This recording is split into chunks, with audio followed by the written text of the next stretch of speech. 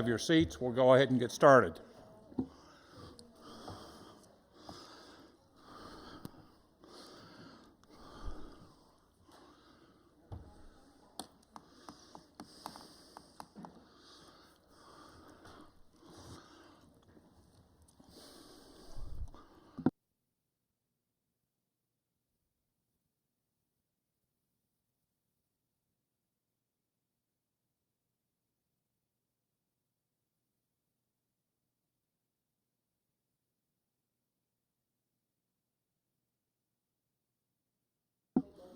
Okay.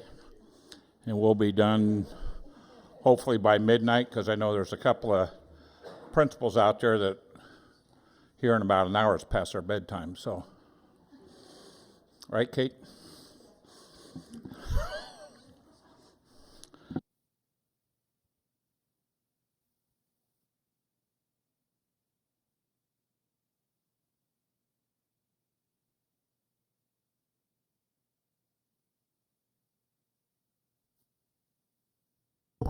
Thank you, Mr. Ewald. And I'll keep them very brief. Obviously, I have an opportunity and privilege to give some comments and present to you the budget a little later in our agenda. But I just want to start by thanking our board members and budget committee members for your volunteer service, for your help, your support, your guidance. We just appreciate all you do, and we're excited to go through this process with each of you. Again, I'll talk more about the budget a little bit later. But I do want to also recognize and thank the individuals in the audience, our administrators, community members, guests, anyone that's here to help support. It makes a difference, and we're very thankful. Yeah. So, and then the last thing I just want to point out and recognize, because you will see it in this budget, unfortunately, we are in a situation where we are talking reductions. We're talking those reductions because the current budget that's proposed at the state level is not what we call current service level budget. The good news is we've protected programs, we've protected staffing. All of the reductions you'll see a little later are through attrition, but still, unfortunately, it's in my message as well, which I know you had an opportunity to preview. This budget I would like to see with different decimal points, so we could be talking investments, so we could be talking a lot more strategic investments for the future of our students. And there is some optimism about what might be occurring at the legislature right now.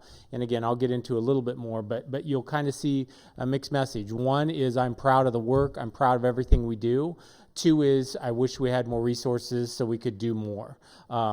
Which the last thing I want to recognize and point out for our leadership and your leadership and voice is that we do never forget that sometimes you look at this budget and we get buried in numbers and we get buried in FTE and graphs. And the reality, though, what we're talking about is we're talking about our service. We're talking about our students, our families, our employees, and what they do every day. And that's the last thing I want to do is on behalf of the board, for sure, is thank our employees, thank our staff for all they do with, over the last number of years, we've continued to say with less, do more with less. It's kind of this mantra. So I want to do a shout out to all of our staff for what they do to keep our students safe and to truly put education as a priority and make sure it's first class. So with that said, I will turn it back over to Mr. Ewald, and thank you for your time.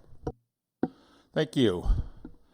Next on the agenda is approval of the April 30th, 2018 Budget Committee meeting minutes. Do I hear a motion and a second?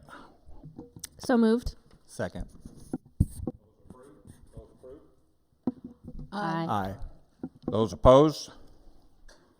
So be it. Now we're going to open this up for who wants to sit here. The benefits are tremendous. Medical, dental. Once in a while you get a hot dog from Mr. Richardson. But first, Mike, why don't you have everybody make introductions so people can know which are board members, which are. So.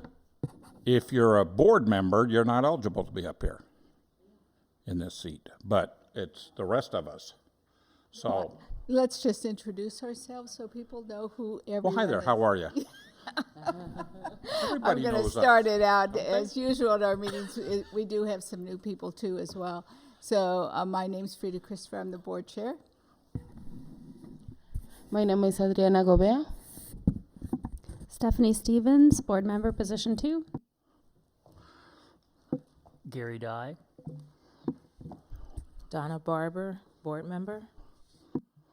I'm not sure if I should give my stage name or my real name. Mike Ewald, I'll go with that one. Christine Larson, board member. Dennis Seacrest, board committee budget advisor. Made up my own title. Kyle Riggs, board member. Michael Sturmeyer.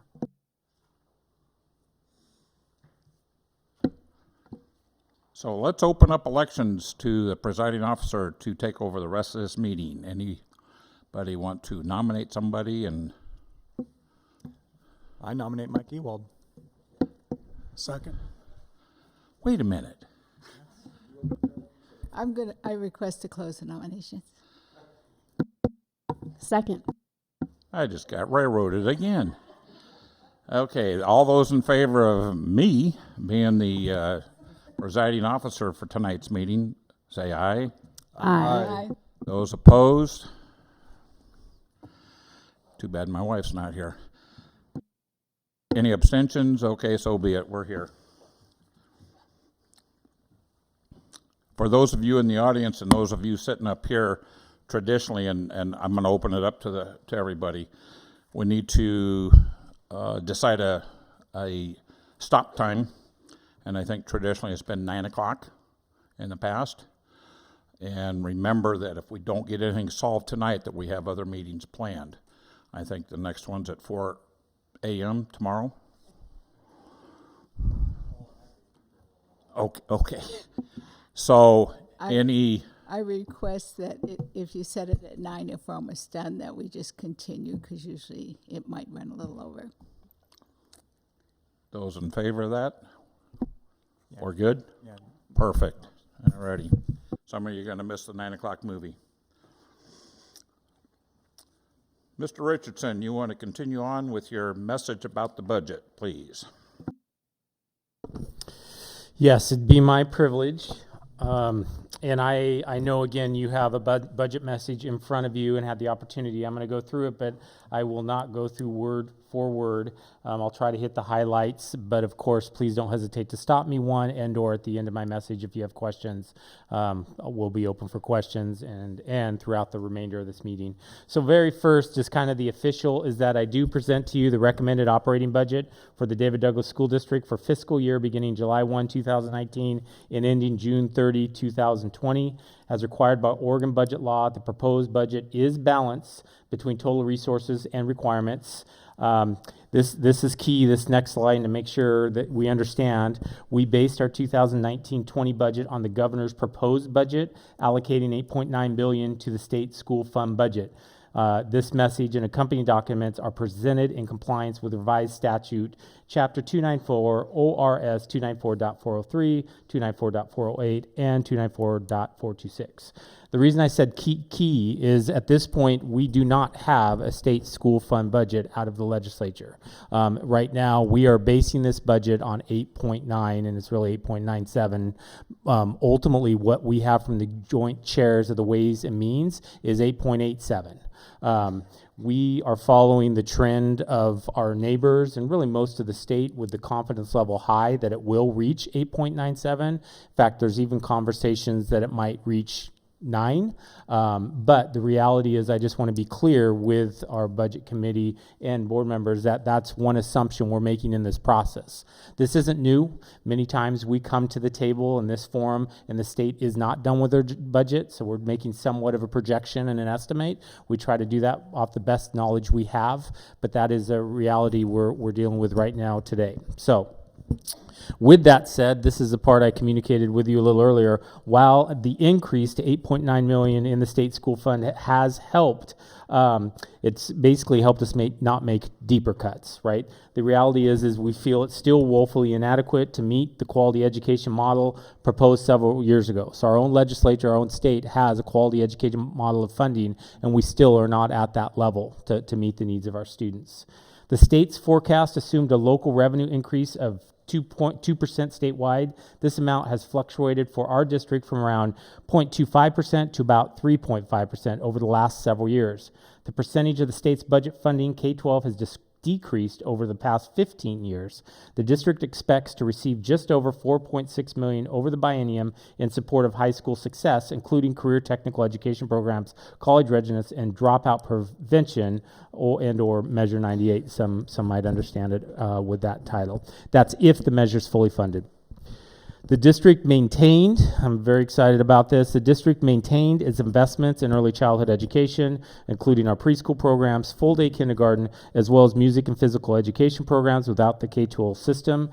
And I will editorialize, I'm kind of sad that I am excited about that we're hanging on to that. That should just be baseline. But the reality is we are hanging on to it. Direction of board, support of board, and our community in general, that's good news.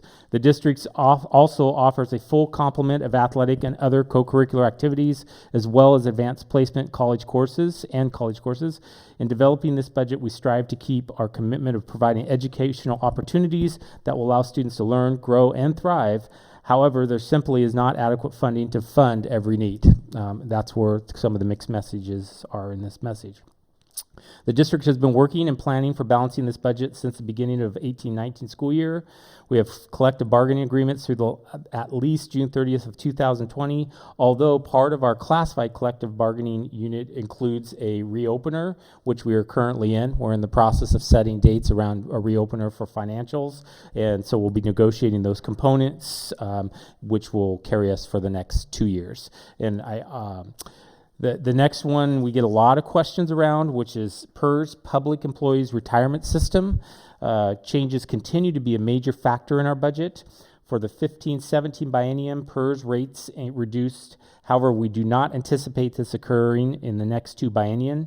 Our PERS rates for Tier 1, Tier 2 participants increased from the last biennium from 23.65 to 28.45%. While our OPSERP rate increased from 18.32 to 23%. So you can see that's very significant and it has a very large hit on our budget, impact on our budget. The next one, we've had a lot of communication around with our board, but for everyone to understand, our district has been experiencing a decrease in students over the past 6 years as well. So our enrollment has been trending down, and for this year we are seeing another enrollment decline. During the last 3 years, our elementary programs have seen a significant decline in enrollment. And looking at our October enrollments from October 16 to October 17, elementary schools enrollment declined from 4,804 students to 4,612 students, or a reduction of 192 students.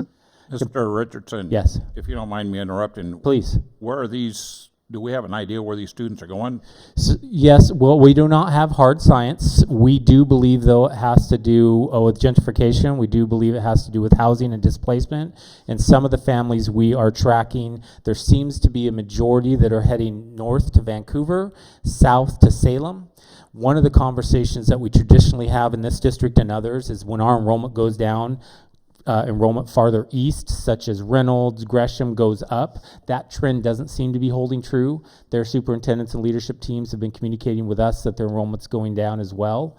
We do have our Title 10 or McKinney-Vento specialists in the audience as well that could talk a little bit about our homeless population if we want to go that direction now or later in the meeting, but she tracks that. But that's basically what we know. So our surrounding neighbors, they're feeling the same pain we are? That's correct. Okay, thank you. So with that said, decline, and then comparing October 2017 to October 2018, enrollment of 4,401 students shows another loss of 211 students. For this year, middle schools enrollment declined by 53 students, and high schools enrollment declined by 103 students. Now the next, our ADMW, or our average daily membership weighted, has also been affected by by a decline in poverty. So we get extra funding for poverty rate and then students that are ESL and others. David Douglas School District saw a decline from 825 ADMW for poverty in 15-16 to the 18-19, ADMW of 599.06, a decline of 225.94. The 2019-20 budget anticipates an additional decline in ADMR, average daily membership resident, and a small reduction in poverty. Because the state school fund formula tries to mitigate a sudden change in funding, our ADMW for the state school fund for 2019-20 will be based on the projected 18-19 ending ADMW. That's a lot technical terms, that's a lot of acronyms, try to call them out, but ultimately what that means, Pat can explain a little later in her process, in the actual process. Really, we have a hold harmless here, is what it means, is we don't get the full hit, we can always be 1 year behind. But ultimately, again, Pat will explain that in a little more detail in her presentation. Finally, this budget attempts to take reductions in areas without creating a reduction in force or compromising our positions such as maintenance and transportation. It reallocates funding in some areas which represent additions while taking reductions in other areas. Some of the budget highlights, I'm not going to read through every single one of those. We'll be talking about those throughout the evening, but you'll see some of the reductions along with some of the additions. One of the things I'll share with the word addition, I've shared with the board, but for the committee, is some of these additions are just operating business. So I wish I could be sitting here telling you that, hey, this addition's coming as a new investment. And the reality is the cost is already showing that this is how much it's going to cost. So I wouldn't even call it an addition necessarily. So when you see that we have an addition of $250,000 for special education and alternative outside placements for students, that's currently occurring. It's not like we're getting more or new, it's to sustain where we're at right now. So, and again, we'll talk about this in more detail throughout the process, but the estimated budgeted general fund amount being used for revenue projection is $133,617,698. The proposed budget is balanced, assuming a reduced contingency from 5% to about 3.5% in order to balance the budget. So again, that's something that I have communicated with the board that we'd be presenting to the board tonight, that to balance this budget, we reduced it. Actually, we started with about 3%, but with ending fund balance and others coming in a little better than projected, we're at about 3.5%. Finally, the David Douglas School District budget was constructed with the following objectives: looking for options to control spending during the 18-19 school year, ensure that we maintain health and safety standards to assure a proper learning environment, focusing on minimizing staff and budget reductions based on the district's focus on student performance, and finally, continuing to focus on student achievement goals. I would like to thank all staff for their efforts in preparing the 1920 budget, as well as the Budget Committee for volunteering their time and efforts in this budget process. In addition, all bargaining units have worked diligently with the district and their members to maximize efficiencies, preserve staffing and programs, and make a positive difference for our children. We have scrutinized the budget to make adjustments to minimize the loss of educational opportunities for our children, protect the instructional goals of the district, and maintain the health and safety standards in our buildings and grounds, and provide reserves for an uncertain financial future. The staff stands ready to assist the Budget Committee in the process of approving the 1920 school year budget. And finally, we thank the School Board and Budget Committee again for your volunteer service and all you do to help support. And again, we look forward for the evening.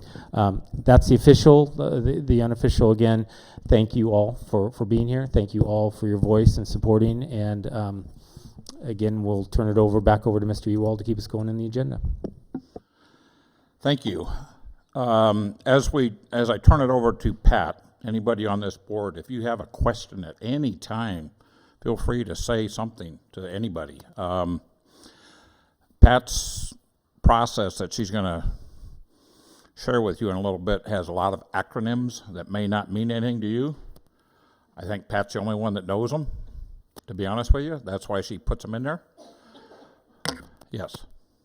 Mr. Ewald, if I may, I also want to echo that. Also recognize there is a glossary with acronyms in it, although to look through that and find it, please ask the question.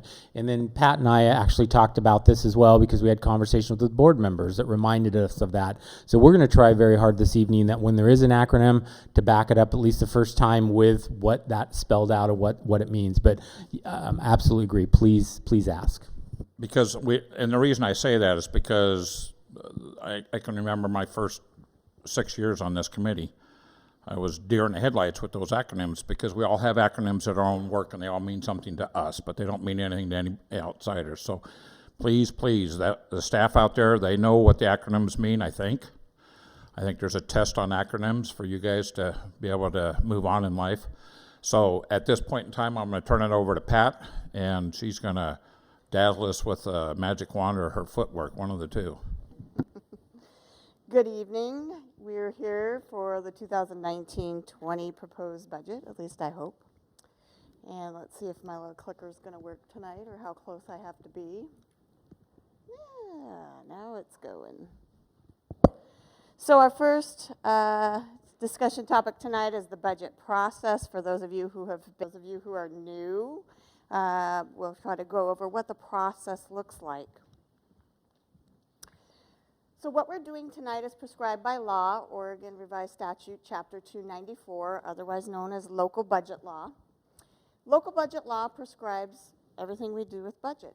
The format and the content of the budget document, and sometimes I get a lot of comments about that because the content that needs to be there legally is probably not the content that makes it easy to read. So legal notices, making sure our public knows when we have meetings, getting a budget committee together, what is in Ken's budget message, the public testimony we will receive tonight, board resolutions to adopt and appropriate the budget and to declare and categorize tax levies, and then also what happens when things change, like we just mentioned. We are going on our best estimates at this moment in time. The legislature is still in session, and they often throw us a couple curveballs by June. These are the things and getting input. We have our presentation of the proposed budget, which is tonight. Sometimes it rolls into May. As we mentioned, we have 4 meetings set aside if we aren't finished tonight. We have 3 more scheduled. The budget committee reviews and holds public meetings as required by law. And then in June, the school board holds a public hearing to adopt the budget. That's required by June 30th. Otherwise, we have no money to spend. Let's see here. So your responsibilities tonight as the budget committee is to hold this public meeting, to take public comment and questions, which we'll do right after I finish my presentation, to approve the budget and to approve the total. So we need a majority of you to specify approve the total taxes and approve the budget. Counting and budgeting right now. So how is that book put together? That means that by law, the revenues or the resources and the requirements need to net zero. We can't spend more money than we think we're going to get. So we have general funds, capital project funds, internal service funds, debt service, and special revenue funds. And we'll get into those a little bit more. As for you, you have nearly, our general fund at 133.6 is the largest component of that. Followed right behind is our special revenue funds. And then you'll see lots of little ones, internal service, debt, and capital.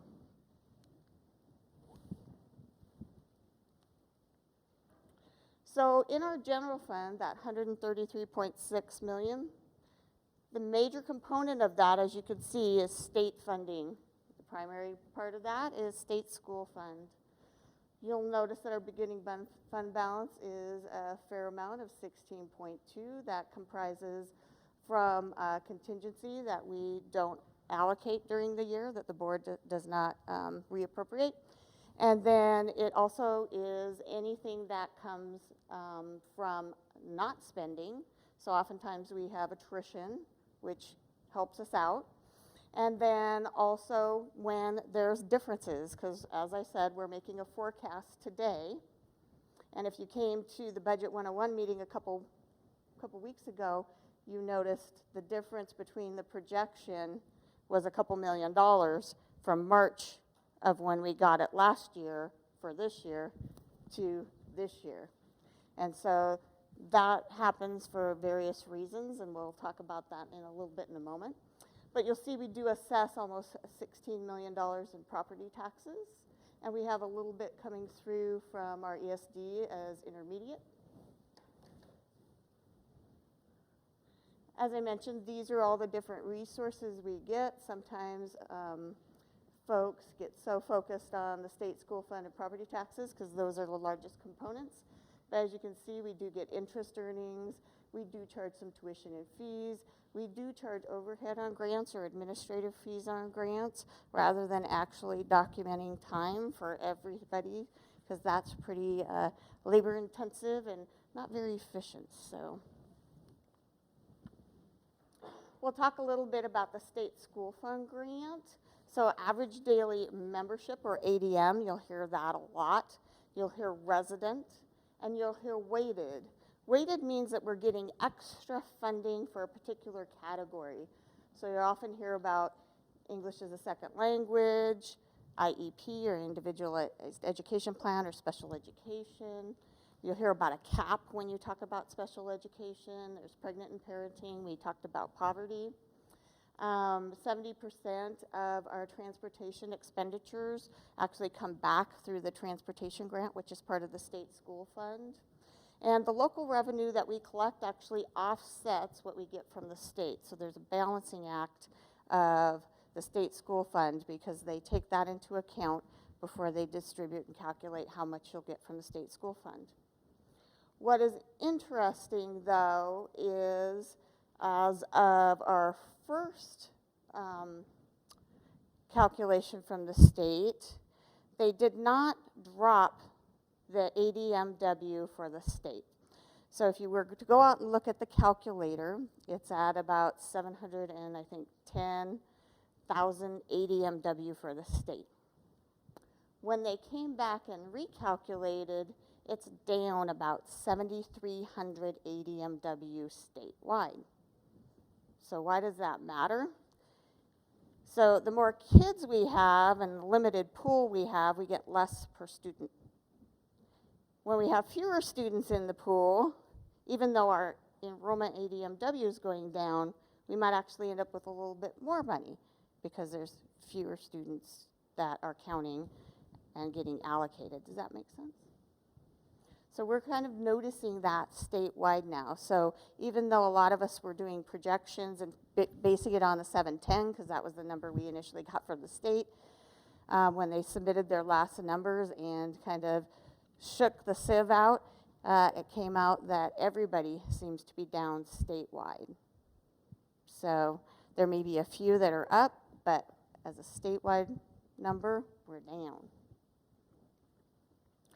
So as Ken mentioned, we are going with the $8.97 billion, which comes from the governor's recommended budget. We are not going with the joint Ways and Means.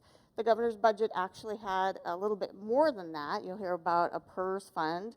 We are not including that at this time. There is a lot of discussion right now as to whether they are going to do what they did with the last biennium and split it 50-50, or give it to us how it is actually supposed to be allocated statutorily, which is 49-51. Why they tilt it that way is because you always have increasing costs. You have labor negotiations, you have increasing costs, right? So it affects us when they give us a 50-50 split, because then we have less the second year in essence. And what ends up happening is we have to do more carve-outs in the first year. So we're kind of waiting to hear what they decide. That was a talk last week during some legislation discussion. I'm not sure how well you can read this. If you have your presentation in front of you, it might be even smaller, I don't know. But one of the things that this particular history notes is our decline in ADMW. You'll notice that our ADMR, average daily membership resident, so that's counting the students that are in attendance, has gone down. That's the very first line. We were at 10,739. We were projecting 96,87.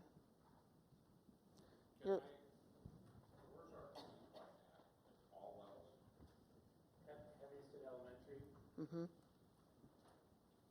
Yeah. So the IEP numbers have a little caveat, because those are the special ed numbers that get capped at 11%. That 11% is tied to that first number. So if the first number, ADMR, goes down, your cap goes down. There is a little bit that you get in addition, and then there's also another piece of the calculation from the state school fund called high cost disability that gets also allocated, but that's separate and it's not part of the actual ADM calculation.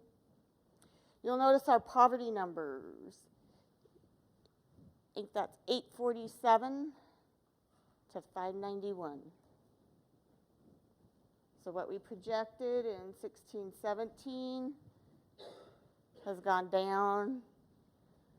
And the next slide will actually show you some of that. But you'll see that red line there. I think it says 1262 is the decline overall.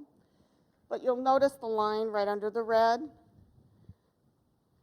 That continues to increase from $7,100 per ADM to over 8. So the amount of funding per student has increased. Our students have decreased. That number, though, is not keeping up with the average costs.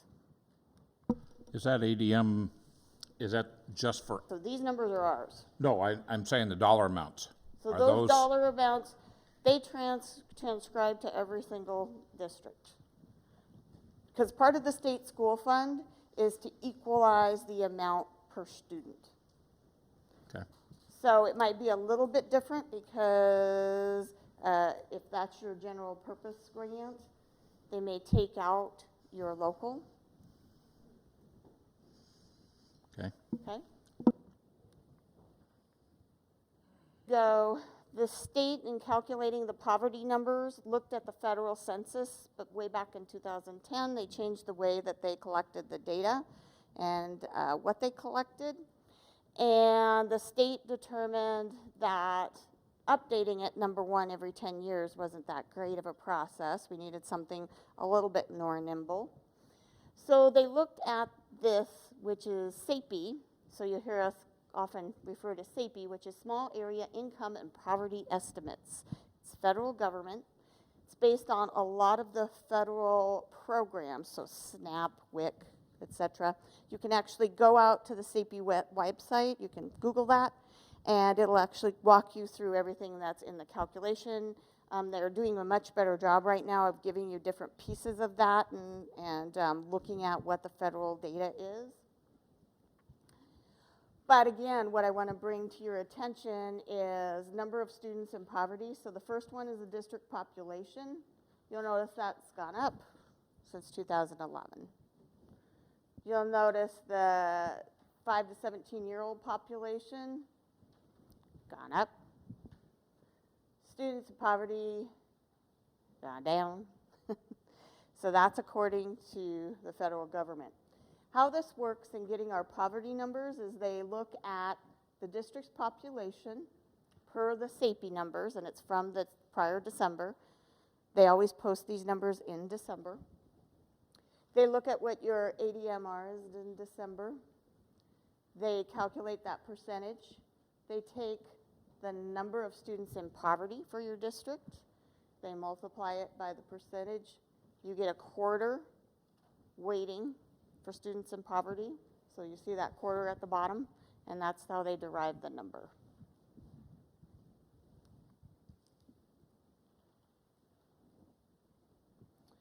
So as I mentioned, our revenue concerns often are, we're basing our data on what estimates we have at this time. So if we're projecting and the state's projecting, and we don't foresee that the state's declining or increasing, that can affect us. Property tax collections.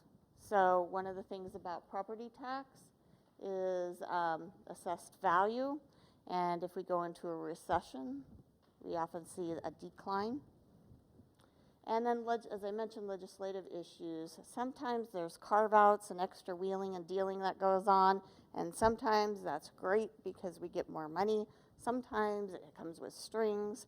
So we're kind of at the mercy of the legislature in some sense. So as I mentioned about property taxes, assessed values, you can see last year, my estimate was a little high. 3.39 billion versus 3.37 is what the assessor actually used to assess taxes. Most likely this is going to go back down. So next year, don't be surprised if I come to you and I start ticking this down. Because for all accounts and purposes, most economists are saying the R word for next year, recession starting.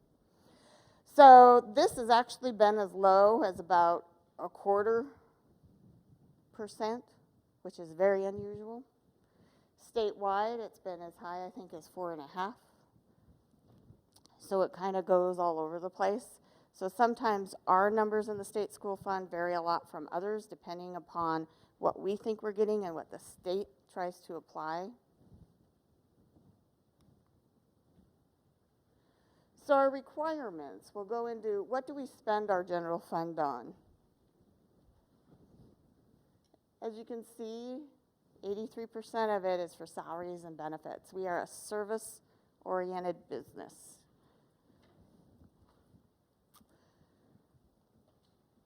Very little of it goes to supplies and materials. I always get a little chuckle when people say, cut your supply budget. It's like, oh, there's not a lot more I can cut. Teachers and kids need supplies. We need all the stuff around us. Purchase services includes the things that you're enjoying tonight, the heat, the lights. So there isn't a lot in there to trim, and so when we look to trim, while we do go through our supplies and purchase services and always look for efficiencies and things that maybe we could do better, unfortunately, we always end up back into the salaries and benefits.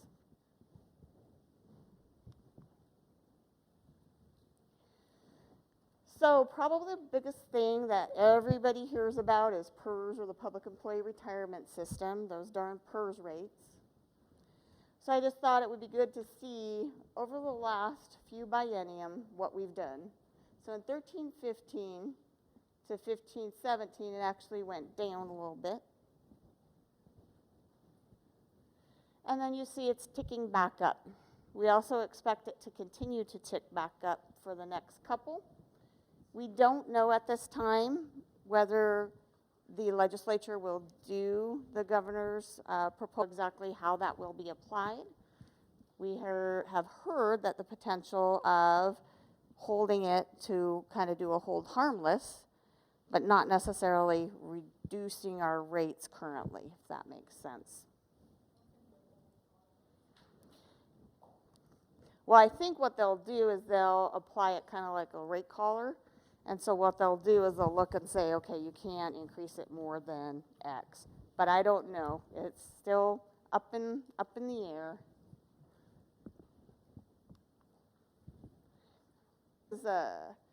I think it's planative as it used to be.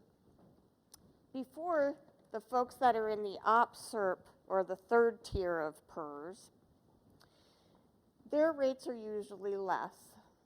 Their benefit calculations are different.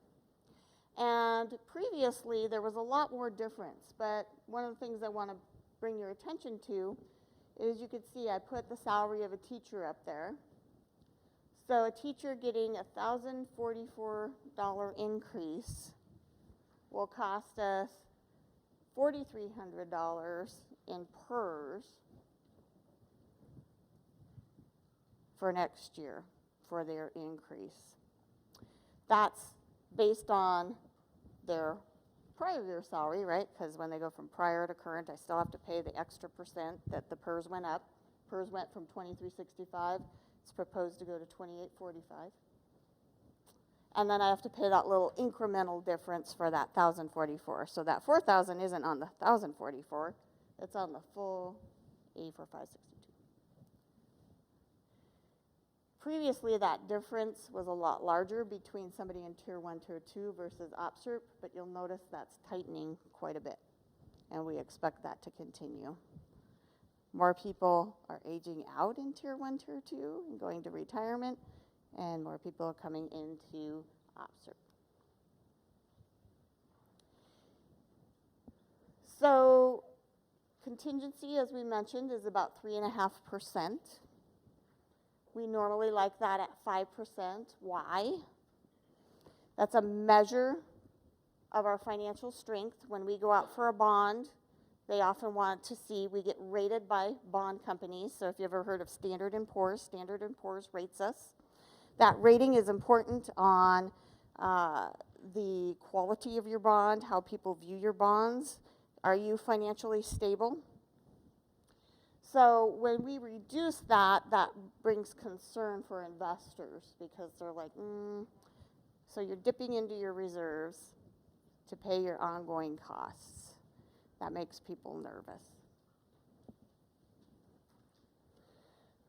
So we also use it for managing our cash flow. For those of you who don't know, when we get our money from the state, we get a double payment in July. Oh, of course, we do have to make lots of payments. We have 9 payrolls that run in June. And so we have to make some balancing there as far as our cash to make sure we have cash in the bank.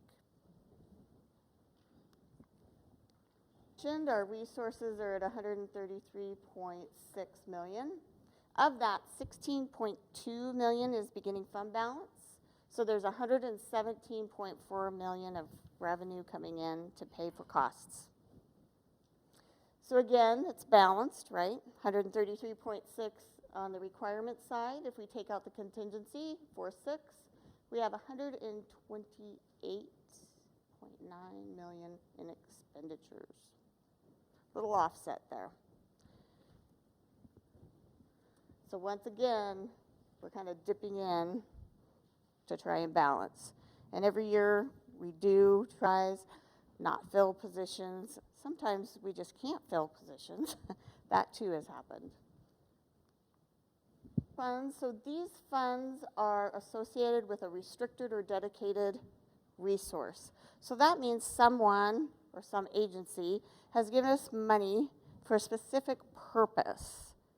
Can be as simple as I want to spend money at David Douglas High School. I want you to do principal, whatever you want. Here's the money. Title grants can be IDEA grants. Those are all federal pass-through money that we get. Can be specific grants for different programs. We have the Preschool Promise program that we get grant money through. The primary component of that is the grants fund. You'll notice that's down a couple $1 million. Last year for this year, we budgeted for a couple major construction projects. We did not get our seismic grant for the second phase of Mill Park.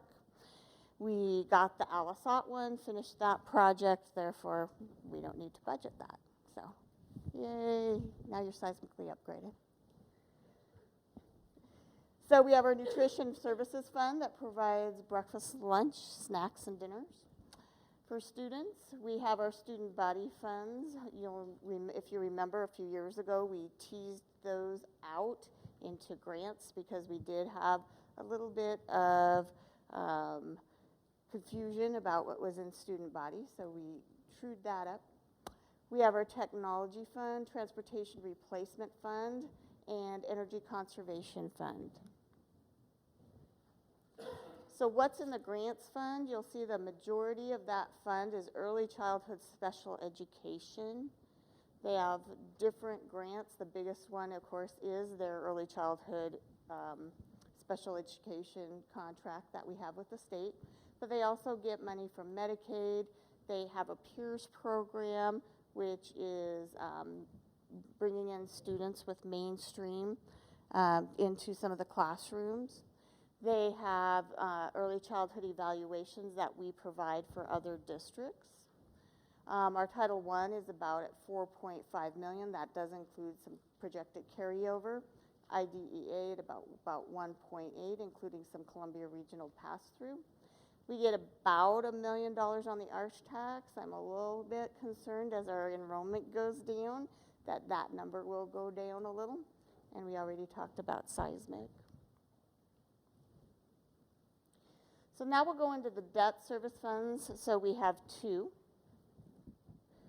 These funds are to pay off or retire debt that we have out there. We have general obligation bonds. So we went to the voters a few years ago and asked to do some capital projects and investments. So that's where those bonds get paid. And then we also have PERS bonds or POBs, pension obligation bonds, that we did way back in 2008, and I believe that they get paid off in about 2032. So we do assess a fee on our payroll to pay that. We have our capital projects fund. We have our leftover receipts from our general obligation bond. We are down to the last few $100,000, and you'll notice that we're kind of mixing and matching some funds between general fund, that fund, and the energy projects fund in order to get enough funding to do a boiler replacement at Ventura Park. When we went out to bid last year, we only got one bid, and it was fairly high. It was recommended that we hold off. Unfortunately, we did get, I think, 2 bids, and they were fairly high again. We need to get the project done, so we continued this year. The Capital Reserve Fund, you'll notice that fund is slowly declining. We owned some property that we often call Deerdorf property. It had a couple houses on it we used, that we actually rented. We no longer rent those, and that property is actually surplus, so I'm no longer accounting for any revenue coming into that fund on that behalf.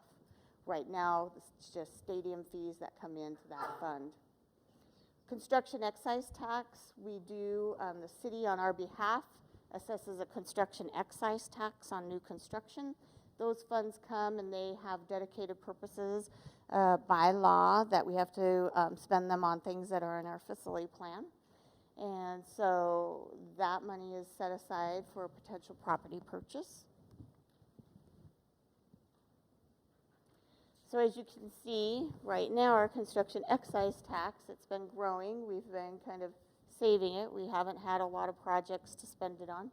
So this is our projection. And so by the end of next year, when you're here again, you probably won't see capital projects at all unless we go out for another bond.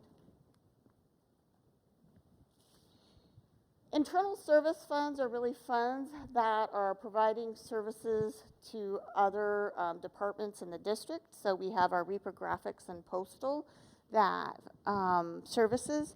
So what we do is we have a print shop, and then we charge back those services. And then we also have our insurance fund. Our insurance fund, if you're noticing, it's slowly dwindling down. Reprographics and postal services has ongoing income because when we print, we charge it out. Insurance fund, it kind of depends on whether we do recovery, whether we have any recoveries. So at some point later on, once this is gone, we will probably absorb it into the general fund. And this pays for our deductibles. Any questions? Money, but the SAPE calculations show the district population is going up, right? And that's how the art tax is paid by anyone in residence, right? Is that correct? It's not paid by residents, it's paid by students. Yeah, well, to us, correct. So you pay $35 per household, but it comes to us, it's actually based Per on person, the per calculation of the salaries of the teachers. So we actually send our data to the city auditor for all of our salaries and benefits for our teachers. They audit that, they determine an average, and just so you're aware, we are required to pay a portion to Arthur Academy as a pass-through. So we also send their information in, and then it's based actually on our enrollment numbers. So if our enrollment's declining, even though there may be more households, it's not based on actual numbers from your area, if that makes sense.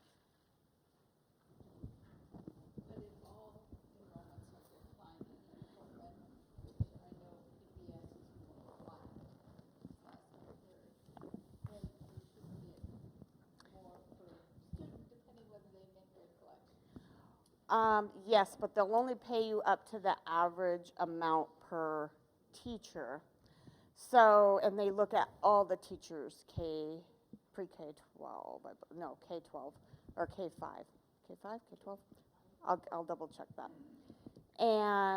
But, so if you're having teachers in music that are paid at the higher end of the scale versus the teachers in K-5, then you're getting less money to pay that. Does that make sense?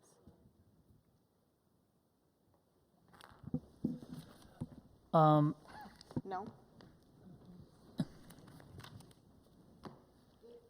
Makes sense. It just makes me want to ask some questions when I do city budget next time on the art tax. Second. I don't understand this, the SAIPE calculations. It says here, the population of 5 to 17-year-olds shows it's going up here, and yet we say our enrollment is going down. What's going on there? What's the discrepancy explanation? Well, that I can't exactly tell you, because we're talking about federal data, and I'm not exactly sure how they're getting those 5 to 17 numbers versus what we actually have in school. So it could have to do with individuals and children that are in our community that aren't going to our schools, right? They could be in open enrollment, they could be in other programs, they could be going to private school, different charter schools that aren't in our district. So there's another, or just not going to school. So really what you're looking at is that census data. Census data is telling us that from the federal government, we aren't quite sure, they don't share anything but that number, that's who's in our community. What we can tell you is who's enrolled in our schools and connecting programs. So those other programs like homeschooling, we can't get that data actually and see if that might explain some of our declining enrollment? We do get that. Yes, we can get that data, and we have some of it, but it doesn't. It's not one for one. So what we track is our enrollment in our K-12, pre-K-12, really. So that's the number we're talking to you that's declining. Right. And the numbers that are declining, we don't see are going to homeschool or going to what we're seeing. The majority of them are going either to Vancouver or Salem. But there are some that, okay, I'm going to a private school. There are some that I've been accepted in this program. There are some that are going to different, and we do know about some of them, not all of them. Yeah. And a related question, so is David Douglas area becoming more gentrified compared to adjacent neighborhoods and districts? Do we know that too, or not? Well, I will answer. I know Frida is very involved in housing at this. I believe the answer is yes, that we are starting with gentrification. If you look at the price of housing, the cost of housing, what's going on in our community. But I know Frida specifically would probably want to comment on that as well. Yeah, we figure we're in at least the second stage. The city, with their recent study and analysis, are showing displacement, which occurs with gentrification if you don't have enough affordable housing. And you may be noticing a lot more for rent signs going up on some of these apartments. But unfortunately, the people who currently live here cannot afford the rents anymore to fill in. And so a lot of our families are moving out. That's why you saw the reduction in the poverty level as well. Our free and reduced lunch has dropped almost 10% in that from 14, 15 to now, because that's your lowest income people are being forced out. And the city's well aware of it, that it's occurring out here now. And so the poverty might be moving to Reynolds or Park Rose. No, but not the people. No, type of thing? the people, everyone, it's a whole shift, Right. but they aren't moving to Park Rose or Reynolds or Centennials or Gresham because it's too expensive for them there too. They're going to Salem, they're going to Vancouver. It's the whole Multnomah County is getting too expensive for people. Okay.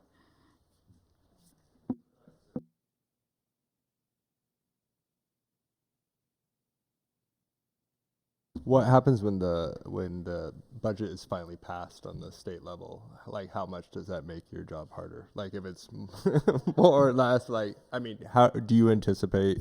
You've been doing this a long time, right? Depends on what they do and what we decide to do. So most likely if you'll hear about the student success funds, the $2 billion, the magic $2 billion. That probably won't even be a thought until next spring, just because if it gets through the legislators, then it's got to go to the voters. So, if we decide to increase contingency, or I can change budget or not change budget. So I can leave the budget just as is, and then, as you saw, our beginning fund balance was larger than contingency, so that just goes into that.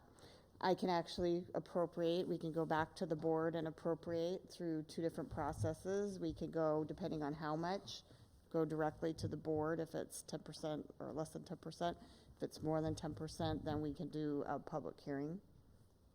You have to do a public hearing when it's above that. Thank you. I have a question on budget process in developing. I know you have a period of time, November through now, when you're developing this and knowing that we've known that we're going to be in a cut scenario for a while. I'm wondering what the process was and who was involved in creation of the budget in terms of what reductions were considered. And clearly attrition is an easy one, but were there other, who was consulted? How was it developed? What input did you receive in creating this budget? And then what other reductions were considered? Like, okay, we have this project we really want to do, but maybe we put it off for a year or so. So who was involved? What was that process? Who was consulted? And were there other reductions that were considered and then not included? So the main one we looked at was attrition, and looking at the attrition, and you didn't use this term, but kind of that automatic. And the reason we looked there is to hold other programs, so we didn't have to come to you with some of the programs we're very excited about and want to try to continue. So that's why we went there. I'm trying to think, to be quite honest, and I'll go back to the kind of process, but I'm trying to think if there was something that we said, well, let's cut this instead of that. We did have conversations about the contingency, right? That's another place where we're, I don't know if you call it a cut, but making a change, because if we came to you with a 5% contingency, we would be talking about a lot of other programs. So unfortunately, the conversation wasn't as much about are there other areas to cut, and the reason for that is because at this point the essential services and what we're doing, we're close to a bare minimum on a number of different things. Anything we do directly impacts our classrooms and what we're offering even deeper, right? The process itself, from administrators to our union leaderships, it's conversations, even our board. What I try to do in board messaging throughout the process, which is televised as well, is communicate what we know, what are some of the assumptions, and not in the bad word of assumption, but in the budgetary process assumptions, kind of the givens and knowns, trying to share that along the way. This year we've had different evenings as well called Your Voice Matters, where we didn't necessarily talk about budget, but we talked to things such as safety. We talked about what are your wishes for your students? What do you want to see out of? And then we took that into consideration and tried to line that up with the budgetary process, thinking about, okay, safety is a priority, and how do we ensure that we hang on to safety and not cut there first, if you will, if that makes sense. So, Thanks. I have I have a general question about PERS and how David Douglas is assessed its cost of PERS. Is that done by going back into time, and for all of those retired people now, for example, in Tier 1, the number of years that they worked at David Douglas and then their salaries, and that is thrown into the computer, and then now when their costs or their pension is paid out, that comes back and is thrown at David Douglas? Or is it based on sort of current number of employees at David Douglas and their current salaries? How is the bill that's sent to David Douglas, how is it really calculated regarding PERS? So PERS is, when we get our rates, that's done through an actuarial analysis that PERS does. So they contract with Milliman. Milliman does their analysis. So what they're looking at are mortality rates. So they're looking at who's currently in the system, what are their projected payments. They're looking at how many people are coming into the system or will be. They're looking at what is your mortality, what's the expected payments, and then they're coming back to a present value analysis of that. And they do that for all the districts and they do it for cities, counties. Well, for example, let's say a person was a teacher here for 4 years, you know, and then they went on somewhere else and maybe became, say, president of OHSU and recently retired and had a salary of $1 million. And so that person is getting $100,000 a year or whatever you read in the newspapers, but that's a cost that goes into the general cost that year for PERS. Is David Douglas sort of getting penalized for some of these other people, or people that maybe even never worked in David Douglas? So it depends on who you're asking the question. The answer is yes, but the answer is not directly. So it's not that, look at this individual retirement, you're responsible for it. What it is the overall actuarial, or the overall tab is divided between public employees. So they look at David Douglas and say, you have this many employees, you have to pitch in this much for the overall price tag, which you're just explaining an individual that has a very large retirement. That's part of the big pool. So you're saying this many employees this year? Right. See, because that's very different than, you know, I worked for Northwest Natural and we had our own employees, and, you know, that kind of accounting is done for the pension benefits, you know, but this combined thing, you know, where every school district in the state and people working as legislators and every other, you know, it becomes this big, huge pool. But then here we are at David Douglas. It seems like now we are tied to everyone else, which it seems like a very sloppy type of system, right? I mean, But we can't there do is like anything a about school that district- yeah, well, tonight. I guess we really, obviously Yeah. we can't This is here, probably too right? long of a discussion for tonight, and I'll Yeah. probably gloss it over a little bit, but there is like a school district or budget or an education bucket versus an other bucket, is I guess a nice way to put it. And so there is some partitioning that goes off, but there is going to be some tie if you're going to be transitioning between one and the other. As an example, I've worked for 20 years or almost 20, I'm old. In education, I worked for about a year in general government. So the majority is going to hit education for me. Does that make sense? Yeah, So and I don't, there's gonna obviously, be a we could lot talk of- about this a all lot of night, and I don't interrelationships, want but I to think do it's that. But Too hard what, for tonight, but if you. what I think I'm hearing, though, is that our bill for PERS next year is partly going to be calculated on how many people we are employed this year and their salaries. It's a percentage of payroll. We're paying a percentage. So to oversimplify it, there's a pool, giant pool of Yeah, money that's yeah. paying for retirees. Yeah. The issue is as they actuarial that they look out, there's not enough in there to cover. Yeah. Right? The amount that pool's making is not going to cover those that are currently retired along with those who are in the hopper to retire. Yes. So based on that, the PERS board, Public Employees Retirement Board, says we need to increase rates across the board for us to keep up, stay even, and ensure we have the money there for our brand new employees. We need to increase our rates. So that's what they've done. They're saying, and then they're projecting those rates that at least the next two biennium Yes. are going to, that's where Pat communicated, will be going up as well. So the issue you know, really the issue they say has to do with more of the tier 1, tier 2, and the reality of some of the guarantee rates that come out of those. And it takes time for the system to go out. So they've solved it with OSERP, but the reality is it takes a while, and until there's enough to pay for that, that's kind of the. So But what you're saying about it being messy is absolutely correct. Well, and maybe if there's a brand new school district that formed 2 years ago, their assessed PERS costs could have a big, huge component based on tier 1 retirees right now, even though they never had any employees that were part of the tier 1 system. No, because we have a tier 1, tier 2 rate, and we have an OSERP rate.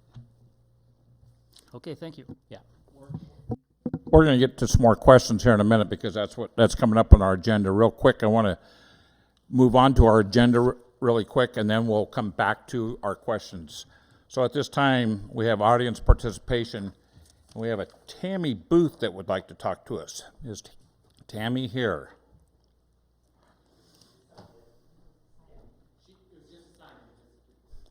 No. She signed my piece of paper. Tammy, you got a good joke or anything? Come on. Oh my God. I was looking so forward to hearing what Tammy had to say about us. So much for that piece of paper. Okay, let's go back to the questions. But what I'd like to do is kind of, for me personally, and kind of help guide us along, I'd like to hear from everybody up here if you've got a question, but what I'd like to do is if you're going to refer to our little notebook that we have here, please, please, please use the page number. So not only can the rest of us at the table can find it, because there's no pictures in here. And without pictures, I'm dead in the water.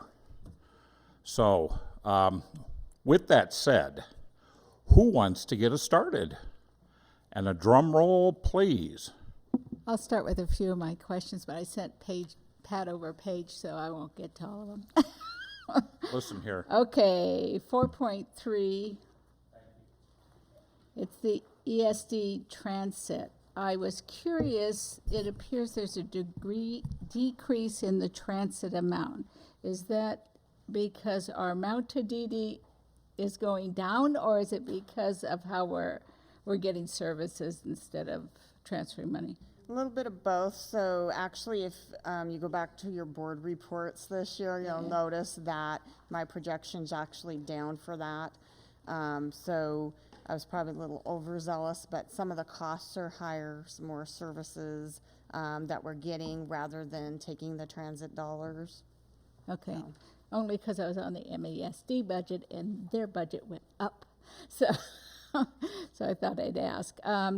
Also on 4.20 on Sun School contract, I'm kind of curious, how much do we pay towards Sun Schools? And it can be a general percentage, you know. I know we get money from the county and we get money from the Children's Levy Fund for our different Sun Schools. So how much is it by contract, or is it a general amount that we pay? So we pay a general amount. It's between elementary, middle, and high school extracurricular. And a few years ago, we added a couple schools, and so if I'm recalling correctly, it was about a third is what we were paying before. But then when we added, I think, Lincoln Park, we agreed to a half of the cost. So it's kind of a little bit difficult to say, oh, this is the percentage. And the increase in there is actually a 2% inflationary increase on the contract. Okay, so what you're telling me is we pay anywhere from a third to half of the cost of each Sun School in each school. Mm-hmm. Okay, given that we were paying so much, and because I know of the issues with the selection of providers that occurred, how much, since we're paying quite a bit of it, how much input do we have in the running of those Sun Schools? Because it seems like if we're paying a third and we're getting people to the board saying how lowly they're paid and how everyone's paid differently, I'm just kind of curious how much input we have in, are they providing the service like at the high school to all our students and not just to certain groups? So, yeah. So there's two sides of that question. The one is the I will call the county level. So when they went to made the decision on the program providers, if the board remembers, we didn't have a lot of say, if any, right? Certain decisions that I would call county level, not necessarily a lot of say, even though we're paying what you're getting at, Frida, not a lot of say in those bigger 60,000 foot decisions, although there have been in the past attempts, there's been communication, but that specifically, when we went through the provider change, there was definitely a, hey, let's meet, and we're telling you about this, but it was not yes, no, it was, we're doing it. So I guess to be clear on that. But on the other side of that, Frida, you're talking about the day-to-day operations and the conversations there and the planning. Our principals have a direct line, and it kind of depends, like the elementary. I could probably turn to a couple elementary principals and have them communicate with you about what they do weekly in communication and services for kids, how they connect, those type of things. When it comes to I'll go the other side again, the payroll, we have no say in the payroll, no decision or support there. So if it's site level, school level, there's definitely a collaboration, and I would say there's voice and a partnership. But when it comes to the management from the county level, it's limited. What about the children's levy? Because I believe we have some funded to the children's levy in the city. Is it the same kind of? I don't know. I don't think I Oh, don't you don't believe we have have it? any Oh, from you the don't children's have levy. Okay. Well, Yeah. it's something- Sorry to get blank look. I don't it's think we some- have any. It's something we want to Okay. try to work to getting. Yeah. Okay, I guess I'm a little concerned that if we're funding that much of it, we should have a lot more to say in the picking of the providers. And I know it's only every 5 years that they do it, but I think at that time, a year prior to that, we need to be doing a lot more pushing if we're paying that much of the program and stuff, to have a much greater say on what the best providers for our area are. Anyway, just that's comment. Now, I'm going to get into IDEA funds, only because I was at National and they talked the big pushes to get it funded fully by the feds. Only IDEA funds and special ed that deals with all that is spread throughout this whole budget.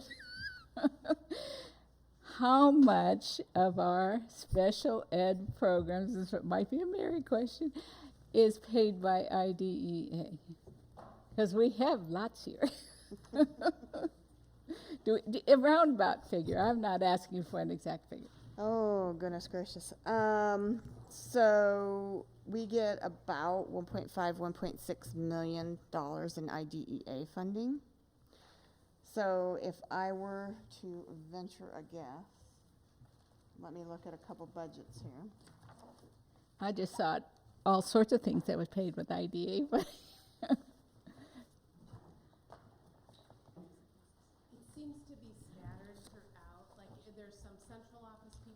No, I understand that. That's why I can't tell how much is coming from IDEA, because it's spread throughout. Right. Yeah, So if I'm for what the looking just program at cost the, is. yeah, if I'm looking just at the teachers and IAs, Yeah, I'm at about $10 million in general fund, to 1 point.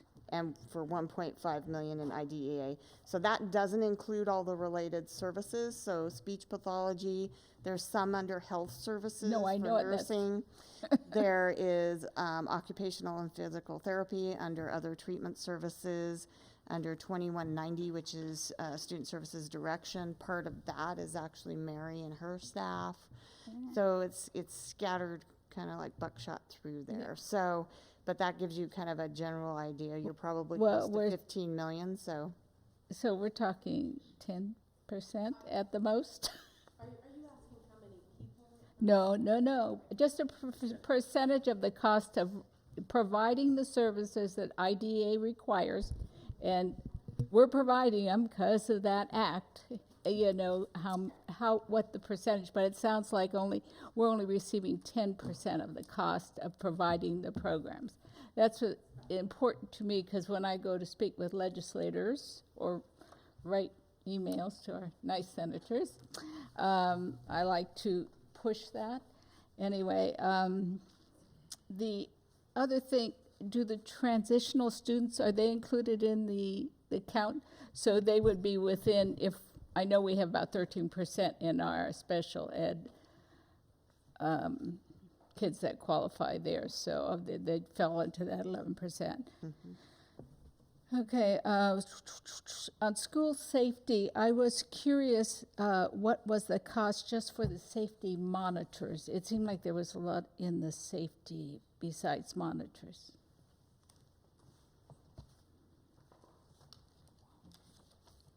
Oh, I'm sorry, that's page 4.56. I actually wrote them down. The other one was over lots of pages, so it was at 4.56, Yeah. safety. So it's about $740,000 between salaries and benefits for the staffing. But is that all safety monitors? So those are elementary safety monitors. There's a middle school campus safety, and then high school and Fur Ridge also have campus safety Okay. included in that. With that said, where do those police officers' They aren't in there. pay come from? It comes from the city. So if the city decides to cut it, we will not have our SROs. What about evening activities? We pay extra for that, and so Would it not be cheaper to have our security versus police officers? we do have our security I at some know. of those, and so that's the rub is usually we want more staff. All righty. Right now in the city budget, they're still planning to pay for the SROs for next year, but the following year is in question. Okey doke. Stuff. Okay.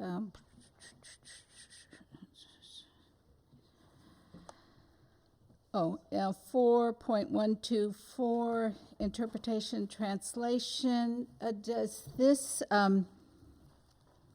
is the new family community engagement hire, whatever her title, is that in that piece of the budget? So that position is in 2490 other school administration. So the 2680 budget is strictly interpretation and translation services.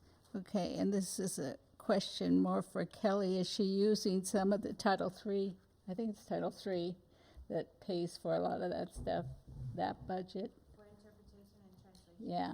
We can't use Title III because it's a required service through general fund, so we get it out of our weighted fund. But do you use like for getting family engagement out of that? So if it's supplemental other than what we're required to do for a required activity, then we can do it. So if we have supplemental activities, for instance, some of our multicultural nights, or anything over and beyond what we do for the general population, then you can use Title III. So we can access Title I, Title III, or our general fund dollars. But can we use Title III for Your Voice Matters when we do language specific? It's not for kids, it's for parents. Right, but it has to be over and beyond what we do for the overall population. So if you're doing something that you're doing for everyone, that should either come out of general fund or Title I.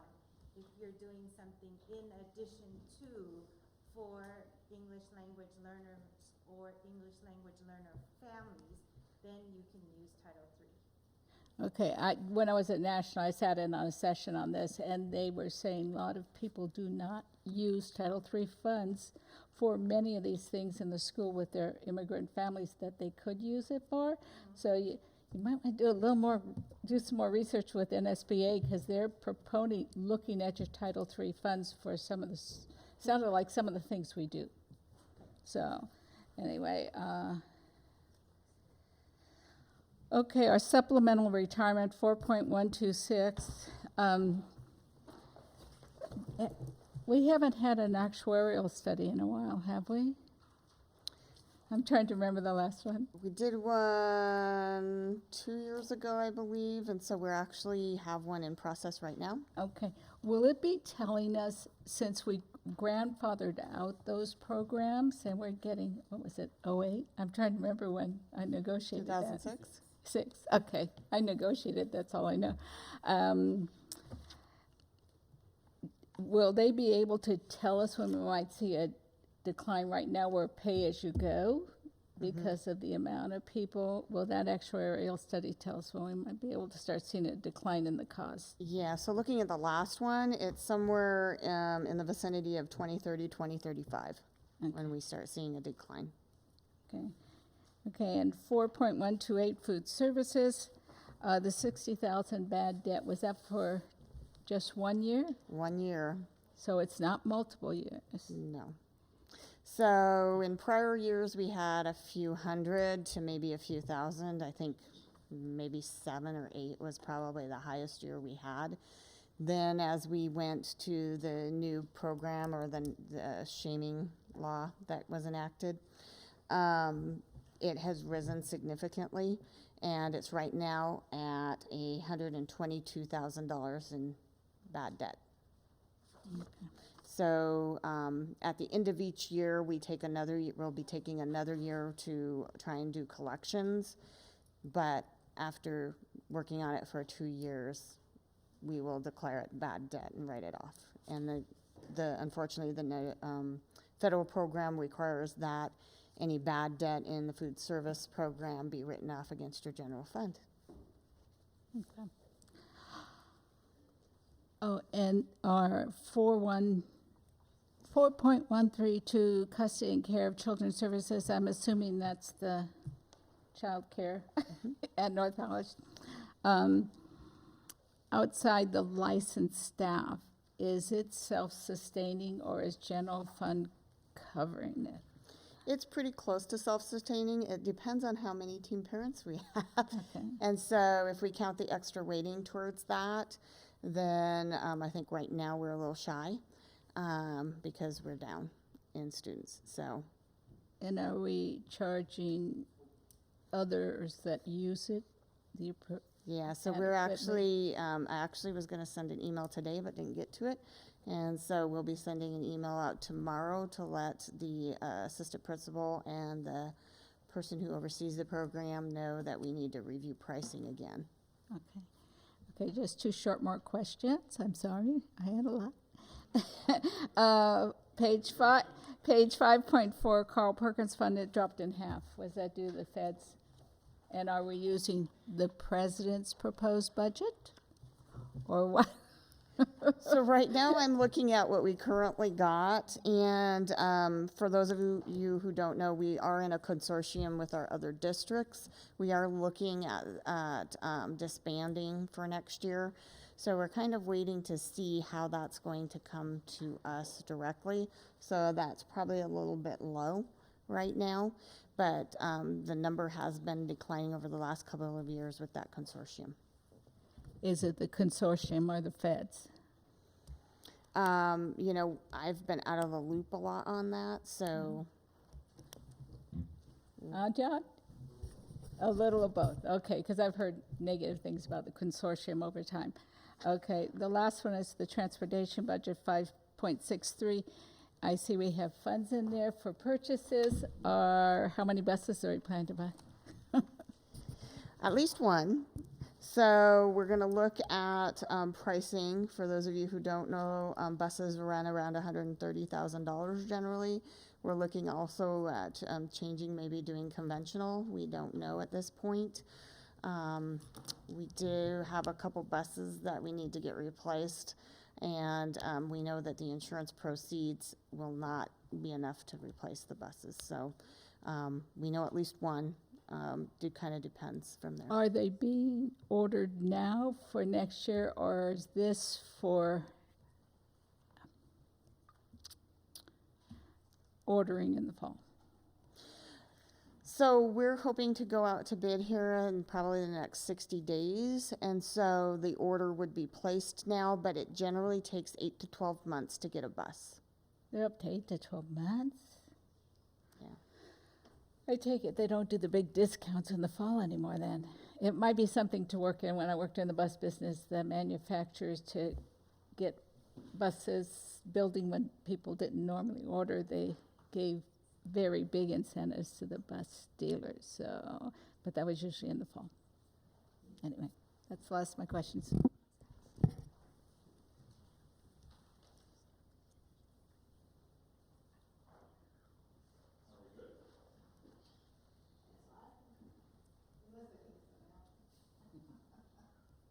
You always do.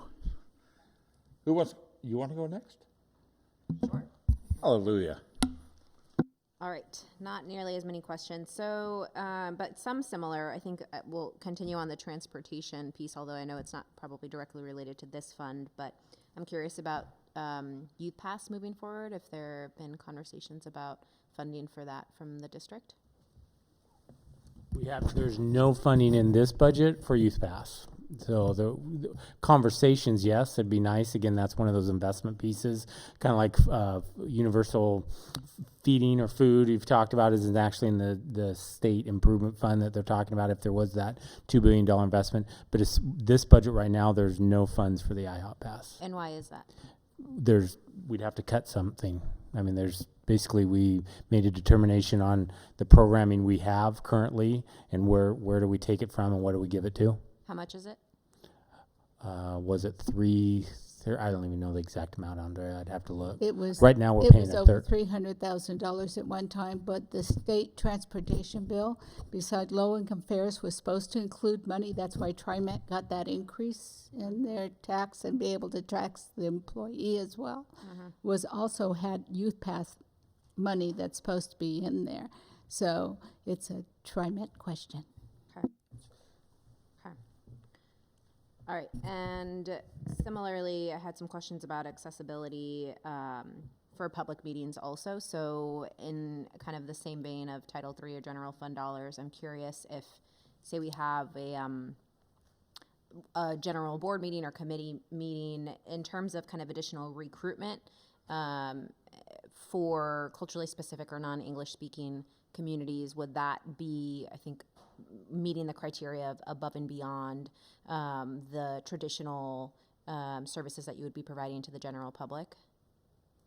I guess I'm looking at Kelly for this question, not you, Pat. I'd have to check with, I can check with our State Department to make sure. So the other thing about the Title III budget narrative and the narrative, we have to write what we're expending the funds for, and it has to be approved through our State Department.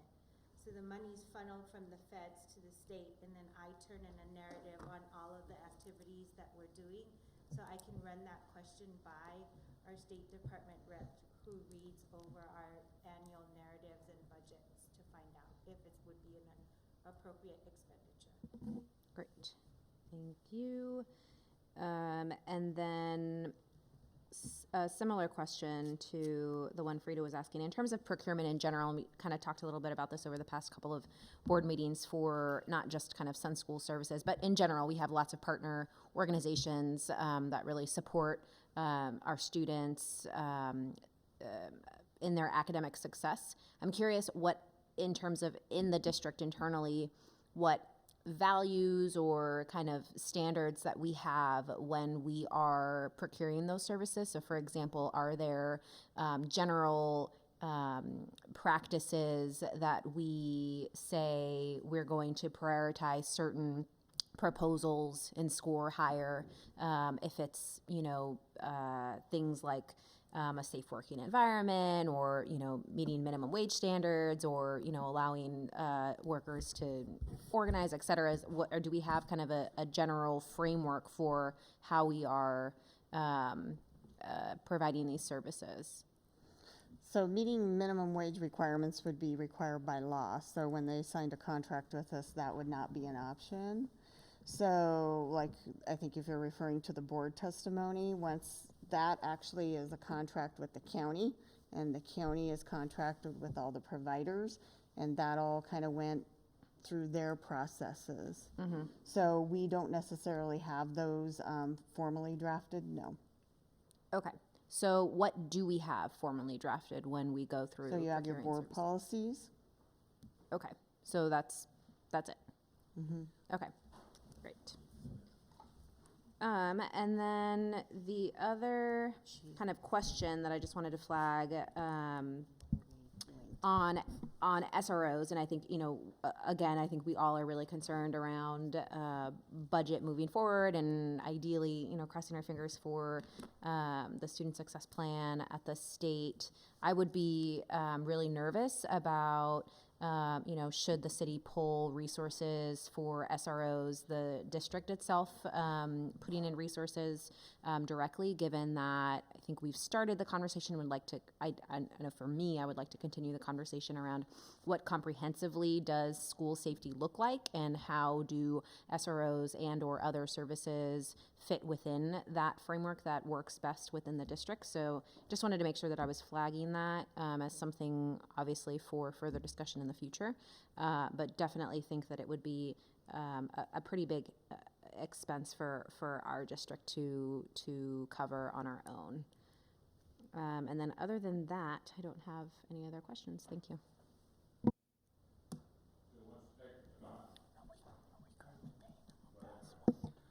I was just curious about if our enrollment numbers are going down and we're not renting Deerdorf, what are the plans for Deerdorf? What are the plans for Gateway? I heard you use the word surplus. Does that mean it's going to be on the market? Can you address those? So a few years ago, the board looked at the Deerdorf property and declared it surplus, simply because, as we've had a couple different architects looked at the property, it's not cost effective to build a large educational facility on it. There would be huge infrastructure costs imposed by the city as far as transportation improvements, and then just building on it because of the incline on the property and the grading. So for that one, we are looking at selling that particular property. For Gateway, there are plans for the Old Elks Club as far as building an additional school. As a reminder, most of our buildings are were built between, let's say, the 50s and 60s. And so we need to also think about future growth. So it's not the fact that even though we're declining right now, at some point down the road, probably not that far off, because we actually just had PSU update their enrollment projections. We will still be growing and we will still have those needs. We will also need to think about things like swing spaces. Portland has been very fortunate to have some schools open where during their construction they've been able to do some shifting and moving. We don't have that luxury. And quite frankly, if we start talking about adding preschool, which is something that I think every elementary principal behind me that doesn't have one would say, yes, I want one. We need more space, to be frank. And so we need to update our facilities. We need to think about replacement of the facilities because some of them are getting aged out. And we need to think about potential future growth. So if you sold Deerdorf and got a fairly good price for it, would that money be able to go into a capital projects fund, or would it have to go into a general fund? So would it have to go to the state to pay for that one's PERS, going to or give what? me a headache because we bought it, the district bought it way before I came, and they bought it in two different purchases. One was with bond funds. So depending upon if the bonds are still, I would call it in play, and we're paying on them, we are required to use that money for what the bond levy stated. The other funds came from the general fund, so we most likely would put it back towards capital projects, just because that's where we have a large need. And frankly, when you have one-time money like that, that's probably, in my recommendation, the best thing to do with it, because if you fund staff with it, I don't have more property to sell to support that ongoing cost.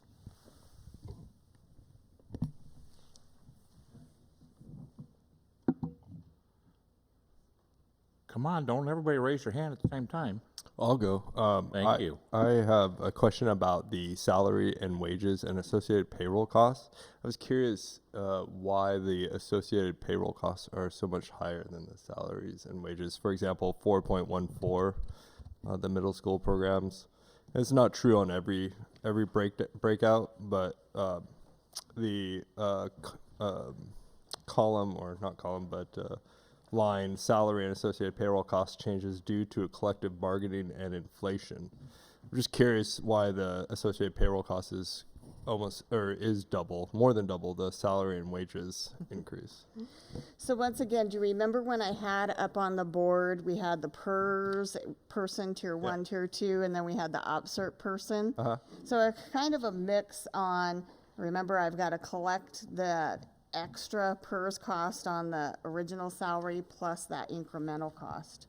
So that's where it gets a little bit weird when you're doing calculations. Plus your associated payroll cost is also dependent upon the health plans folks are taking. Right. So that can also impact the cost. Yeah, thank you. That's what we're also theorizing. I'm also have a quick question on 4.10. Oh, sorry. I'll wait for you. The 4.10, I'm just curious about the transfer of 8,000 to the Office of the Principal for Administrative Printing Costs. Correct.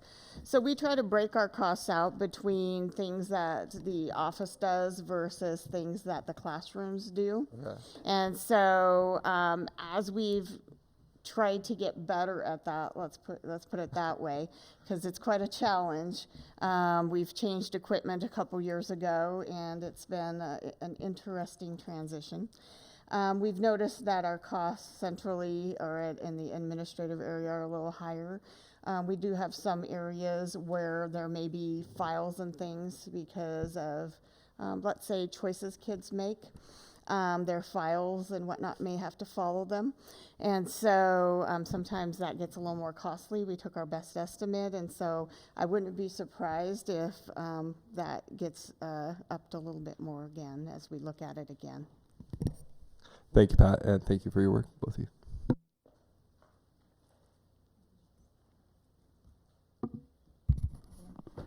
I have a question about, this is really funny, I'm asking about this particular item. On page 4.79, it is the Board Education Services Fund. I'm really curious about on purchase services line 380. It seems like in years past, it looks like 143, 116, budgeted 234 for this year, and then 284. What's in this line that's that we're seeing this big jump in what we're thinking we might spend? Because clearly this year hasn't closed out yet, so maybe we're not really spending 234. But what's in that line? So a few years ago, we put some additional funding in there to work with CBOs. We haven't really spent that funding, and we were actually looking at that more for some of the campaign support and doing some of that. So we've had a couple additions over the years. I'd have to go back and look at the actual budget documents for different contracted services. But that's one of them that comes to mind. Okay. So specifically, the increase this year that you're seeing is intentional around, we've had conversations with the board. Are we going out for a bond? Yeah. When do we do that? Hiring poll service. So we built some funds into there. And then the other one, the same conversation, related conversation we had was around strategic planning. And many times there's consultants that you can hire for that work as well. That's not the 116 to the 234. I'm specifically talking about the 234 to 284. Those numbers, that increases some consulting work for the board. Okay, great, thanks. But it's not a bond consultant. It is for survey and stuff. Correct. Pre-bond information. Yes. Okay, because I want to make people realize that it's the Thank you for the correction. Citizens for Schools who pays for a bond consultant to help run the bond campaign. Yeah. Yep. Perfect for you. Thank you. Tammy, have you changed your mind yet? Okay, I still got your name up here, so who wants to go next? This side, unless Kyle, you sure? Yeah, you're done. Christine? Stephanie?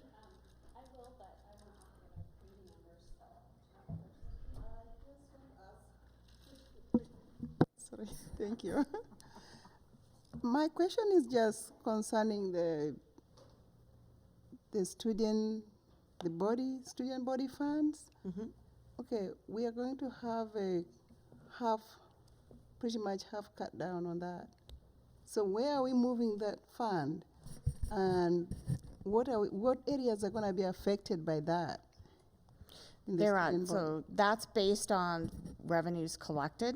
So a few years ago, gosh, 3 now, we actually split that apart because what was being put in the student body fund actually, each school had their own checkbook.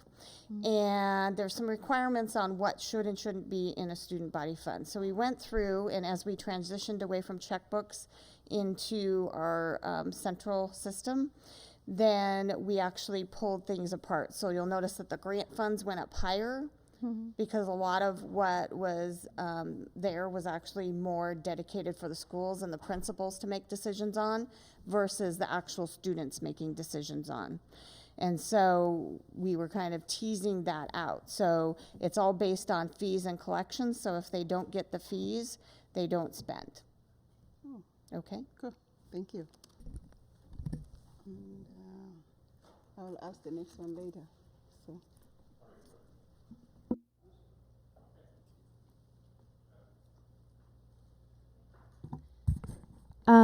Yeah, some of these are just clarifications and some are questions. So in spending out that 3%, did we spend out the 3% contingency that we set aside in this last year's budget? The contingency fund? Or So we had about 4% 4%, contingency okay. for a general fund this year. We have not tapped into that this year, so that rolls forward into what you saw. Okay, that beginning thank fund you. balance. Just wanted to be clear, ending fund balance. And I understand we haven't done any actuarial analysis, but I'm wondering, in the past, I know David Douglas has tried to incent folks at the higher end who are getting close to retirement to retire early. Is that something that we are considering? Is that prohibited by contracts? Just wondering if that's something I'm concerned not only about this year's PERS, but the sort of creeping up every single year and the number of people on the high end of PERS. So there's nothing in our CBOs that would say you can't do that. The board, previous board worked to get those out of the contracts through negotiations. If we were to sit down and the board was to say, hey, would the union leadership consider a conversation about early retirement funding, programming, et cetera, I don't speak for them, but I would guess they would be interested in that conversation. I think the real question, Stephanie, you're asking, I believe, is for us to sit down and look at, is there something that would pencil around that would make sense? If there was something to incentivize, why would you do that? Where's Right. the savings? Yeah. That's An the analysis question. of whether that's a good option or just not. Right. And maybe just off the top of your head, but it seems like something that we ought to consider. Yeah. The downside of that, of course, is that we want to hire more, teachers of color and folks with various cultural backgrounds, and we may end up with a differential around race in terms of pay and PERS as a benefit to us of having diverse staff, but as a negative downside of potentially creating some inequity in our search for equity. But I'd love to see some kind of analysis around that. Yeah, we can do that. Comment, what we've done in the past is I don't think, was anyone here in 08 when we took the 09 took the axe? We had to cut 100 teachers. And we had already done away with early retirement. What we did was look at 1 year of how we would want to incentivize, and the board has chosen to look at it on a yearly basis based on, are we having to cut a bunch of staff? And then we look at encouraging. I guess you would say. Encouragement. Yeah. People want to go and fish. And then just along the equity lines, and this is more of a statement that just feels uncomfortable to me, so I feel like I need to say it, which is on 4.6. In looking at classified salaries and administrative salaries, there's a tenfold differential between our lowest paid employees and those at the top. And I know that there are contracts, and we're very happy with our contracts, but it does, it leaves me a bit unsettled. So just a comment. And then I also have a lot of notes here. On 4.11, which is the elementary K-12, I know that we are looking at a reduction in service because of enrollment numbers. It looks like the classified doesn't have an associated reduction, because I assume we still need to have lunch, people doing lunch, and is that why? Yes, a lot more reasons than that. But yeah, the question is there the reductions you see in FTE is out of the license grouping, and is there reductions to the classified staffing? The answer is no.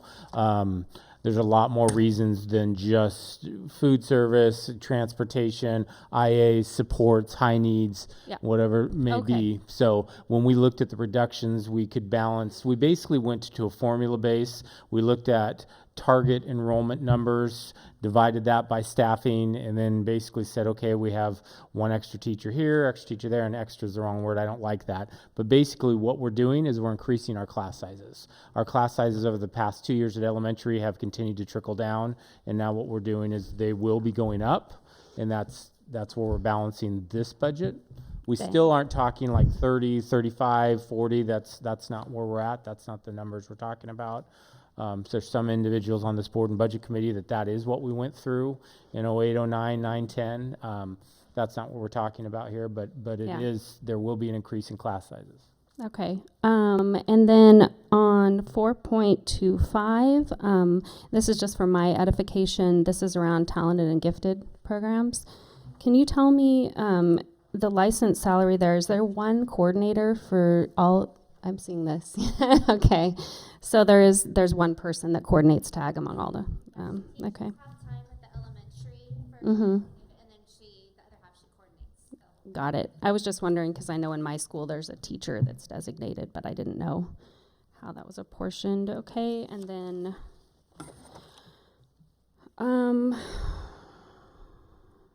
yeah, I would love to see how much of the police officers' time we actually pay for board meetings and extracurricular activities. Just as a line item, maybe that, and just send me an email. Yeah, I just want to know how much we actually shell out for stuff that the city pays. Well, you might also want to check, because they're raising what they're going to be charging. Yeah. For this next year. The 4.61 and the next page this is around health services and psychological services. I'm so sorry, because I know we went through a presentation a few board meetings ago from MESD, but I'm wondering, these are coming out of our general fund. How does that work with MESD? Because I know they provide some of these services. How does the money flow? So MESD is providing our nurses Okay. for our schools. They may provide one-on-one nursing when needed. These are actually our health assistants that are paid here. Okay. So that's the staffing that's here. There is some contracted services for our Medicaid match, and then there's also some contracted services in case we do actually need to hire a one-on-one nurse. All right. And we're tapping into MESD as much as we can, right? Okay. And then on 4.77,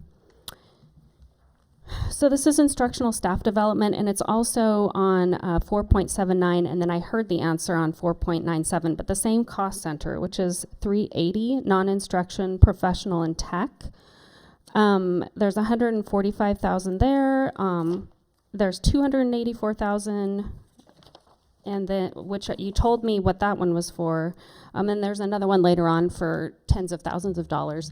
And I'm just wondering if you could tell me on 4.77 what that over $100,000 Cost Center 380 is.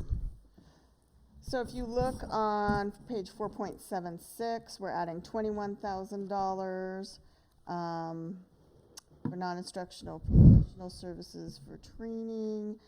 So this is going to pay for some contracted service providers to come in and do training.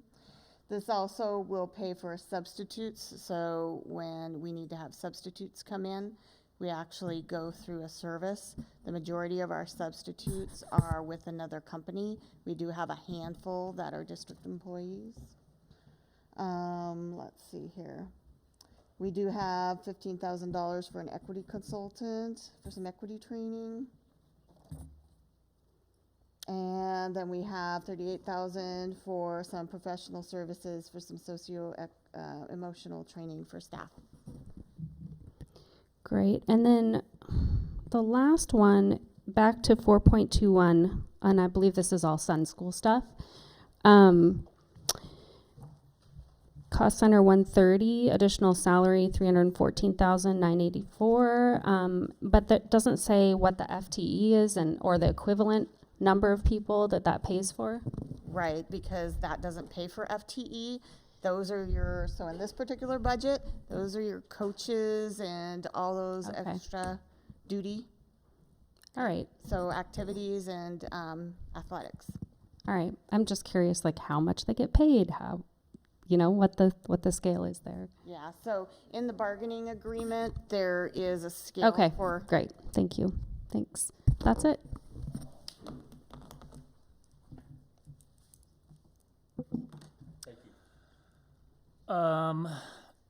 One more PERS question. PERS? That's how you pronounce it. So with this added cost of PERS for every employee that you employ in the district, when you go about the cost benefit analysis of maybe hiring somebody for a job, is that amount that added PERS costs present to our budget, is that becoming a bigger factor in the decision to hire a person? The answer is yes, but the answer is yes with kind of the lens of the overall budget, right? Right. So do we have a budget to hire someone? We know the cost is going up Yeah. to hire that person. So, I don't know. I don't think I'd say we're looking at FTE and saying, well, specifically because of that 28% of payroll, we can't hire that one. But overall, in general, the reality is the cost, the total cost of a Right. package is higher. So we might be in a position we can't afford an extra FTE of whatever it may be for the high school or middle school. So, There's an entire package, but yeah, every time PERS goes up, it's a cost to our payroll Right. ultimately, which does impact what we can ultimately add or the decisions we make about unfortunate reductions. all right. I noticed on page 4.6, again, transportation services seems to be going up by an amount. Why is that?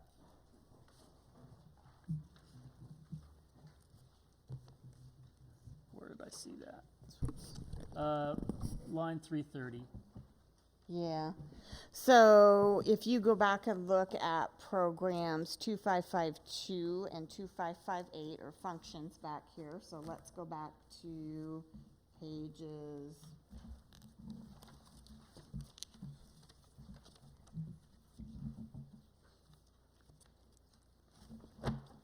Pages 4.104, 4.108. You're going to notice some healthy increases to that. That's providing specialized student transportation. So in some cases, we do have to get probably the most frequent is a cab service for an individualized student transport. That cost has been increasing over the years. And we also. Because of more frequency or the actual price tag of? So the cost is going up as well as the frequency. Okay, and so when you hear about, do we have to hire a taxi cab for that, or? We hire a provider that meets all the requirements under Oregon law, yes. So there are a couple services that. And those services aren't going to be including your,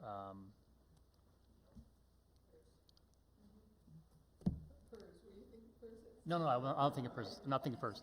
No, Uber, yeah, those kinds of, and Lyft and that sort of thing. Well, they have to meet pupil transportation law requirements for actually transporting pupils. So no, those would not be eligible. So in your opinion, is that a good thing or a bad thing, that those restrictions? Well, I would say that's a are good there? thing, because until they can actually meet all the statutory requirements, I would be concerned about liability. Okay. Yeah, Because oftentimes these students are a little difficult to transport. Okay. And so that's why they aren't. I know there's like even on wheelchair issues and those sorts of things too, right? Well, we do have wheelchair buses. Okay. So oftentimes these students do not do well even in a transport with a small number of students on the bus. So that's when we have to look at their behaviors and whatnot and figure out what's the safest way, safest route option. Textbooks, 4.7. I guess that's one of these things. It's not really smoothed out, and we're just sort of like on the downhill side of a pretty good textbook buying binge. Is that the reason for the large change? Okay. Yeah. Yeah, so each year there is an adoption calendar, I guess, for a better thing to say, for each year. Yeah, so the state of Oregon sets an adoption schedule that we typically try to follow. So for example, this year it's social studies, next year it's world language.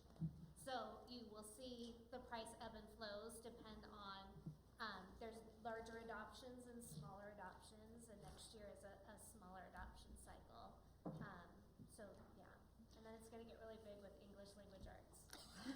And is that mostly because of the wearing out of the back or the paper, or is it more of a refreshing of the content type of thing? Refreshing, it's a 7-year cycle. Okay. So typically when we adopt, we do that for 7 years, and then the state takes that opportunity to look at the standards. The standards are what students should know and be able to do. So they revise the standards, and then at the same time they come along and they look at updated content. Yeah. And in your opinion, is that a cost-effective way of doing it? I mean, is some of these refreshings really worth it? The actual cost we have to pay to refresh certain books and subjects? Yes, I mean, I would say so. It works pretty good. 7 years, I think teachers are always hungry to get new and updated and fresh instructional materials that, we learn a lot in between, and I think like right now looking at materials and how are our students represented in those materials, and our publishers are growing. Like right now, we have a lot of digital adoptions versus, paper adoptions, and so yes, I think 7 years is a very fair amount. And actually it's in Division 22 standards, which the board approves every year, that we do need to get updated materials. We can delay an adoption for up to 2 years, but after 2 years, we do need to get updated materials in the hands of teachers. And do we try to delay that to save some money? Is that a big thing, or We have delayed this year. significant? We delay the elementary social studies adoptions. Okay. We're just doing a 6-12 adoption, so we did delay elementary. So yes, we do. We don't like to do that because then you just get farther and farther behind. But we're in a position this year that we needed to do that. Right. And do you think going more and more to electronic textbooks rather than paper and ink. Do you see that might decrease our costs in the future, or is there the problem really that the authors of the content, which is causing the change, and maybe the executives of the publisher taking those savings and costs and putting it in their own pocket? I mean, Digital is more expensive. You get a lot more features, you get a lot more access, there's a lot more things you can Okay. do. It's available like in maybe Spanish and English, which you can't get in paperback. right. So you pay for the digital license, but then we also have the upkeep of the devices, so the Chromebooks, the Chrome carts. So in that respect, it is more expensive. Ideally, what our teachers ask for, and we just surveyed our students for our social studies adoption, they want what's called a bundled package where you get both. We get digital and we get print materials. That's really expensive. Yeah. Yeah. Really expensive. So that one I don't think we're going to be able to do. Okay. But it'd be really lovely. Thank you. And also on 4.7, I see computer hardware and software. Is this hardware and software is mostly on the educational side rather than the operational side? Is that true? I mean, operating the buildings and the district and payrolls and whatever versus kids utilizing or students utilizing the hardware and software.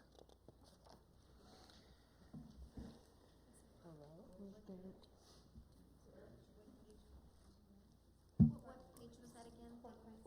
page was that again? Well, that's where the numbers are, but Overall in the district, what's the software?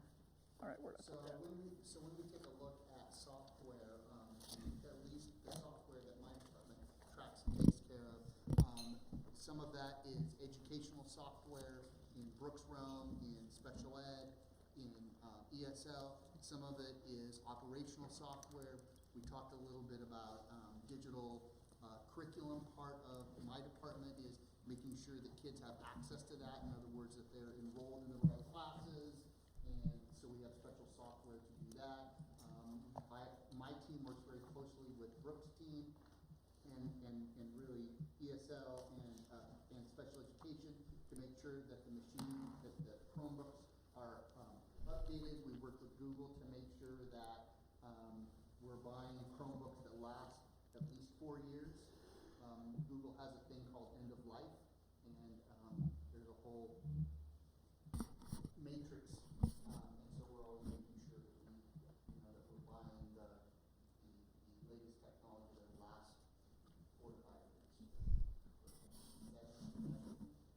So Well, if you yeah. looked, because you're looking at the summary page for Yeah. everything. Uh-huh. And so like if you look at each program in elementary, under computer software, there's about $11,000.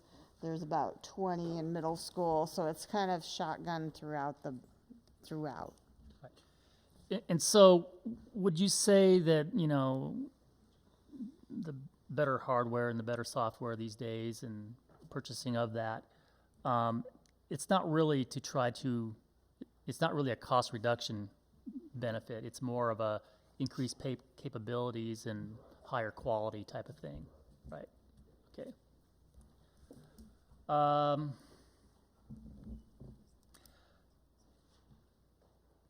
Yeah, maybe I missed this earlier, but also I'm not quite sure I understand the on page 4.7, 800 line, planned reserved for next year.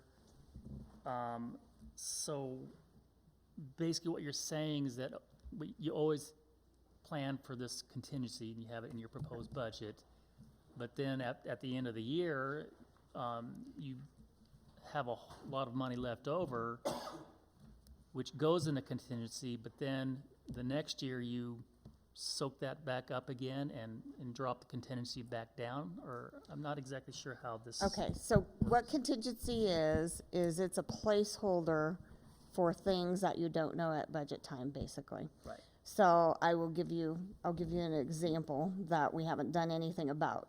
if you're aware, we had a little bit of a bus accident a month or so ago. Right. So I just told you how much a bus costs. So that's something where if we needed to replace that bus, I could go to the board. I could say, I need a transfer, because you never spend contingency out of contingency. It's a placeholder, and you always go and ask for the money or the budget appropriation to be transferred to the correct area. So that's an example of when you would use contingency. The guideline, if you were to look at governmental standards, is anywhere from 5 to 15%. A lot of times if you're in a capital-heavy type agency or organization, it's going to be higher than that just because your infrastructure costs. So if you were a public utility, your contingency might be higher because if you have to replace something on the fly, it's going to be costly, right? So that's where your planned reserve is your contingency. You don't spend that, so you notice there's zeros. Yeah. So what that reserve for next year is actually your ending fund balance, so what didn't get spent.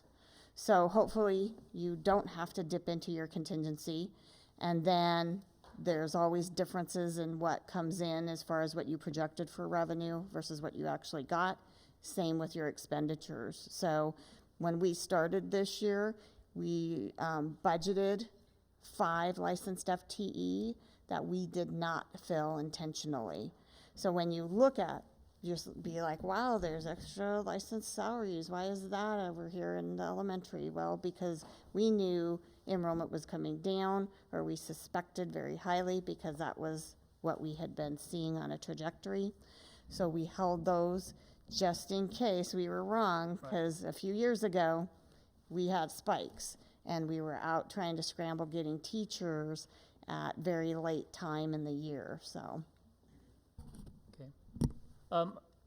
Kind of a related question, but, you know, we get $130 million from the state and $50 million, I guess, locally and federally and everything.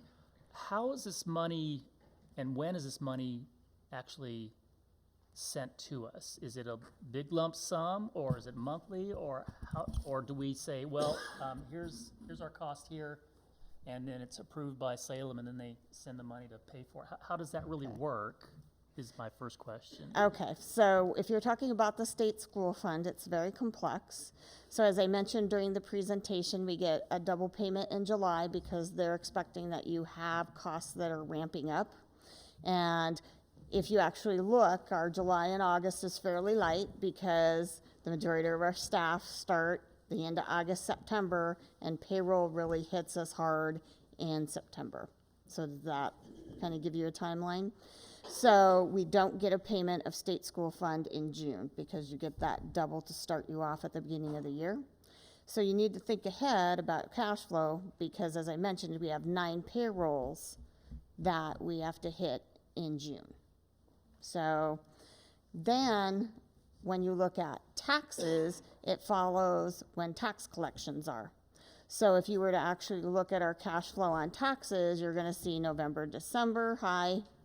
You're probably going to see May, June, a little bit of a higher trickle in, and you're going to see funds trickling in between there. Okay. Generally don't see a lot in July or August, which kind of makes sense. They aren't doing tax collections at that time.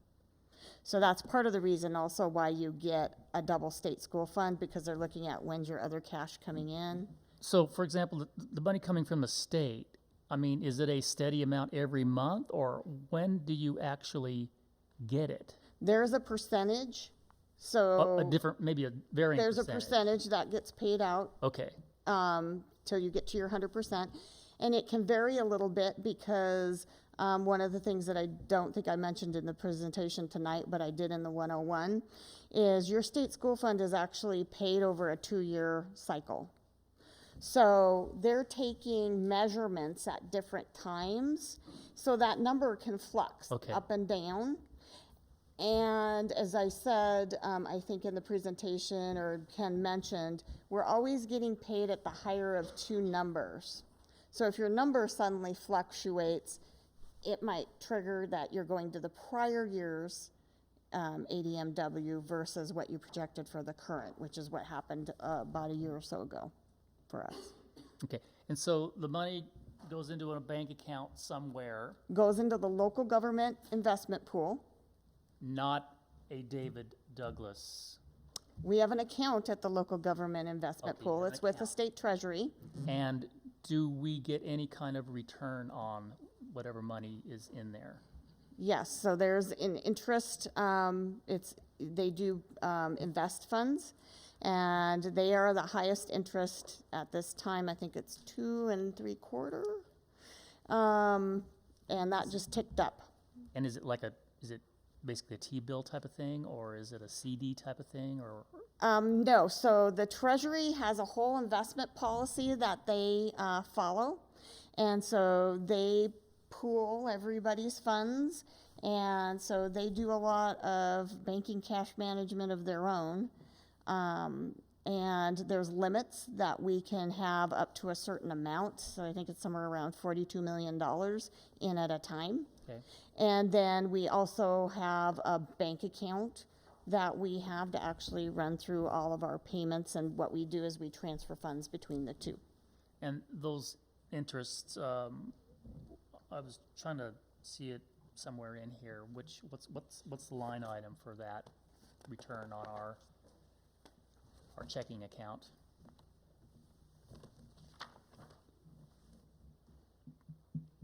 So if you look on page 4.2, interest on investments, 4 point what? page 4.2. Okay, yeah, I did see that. So that's what Okay, that is. so basically. if you look at revenue from local sources, you go down about halfway to 1510 is the number.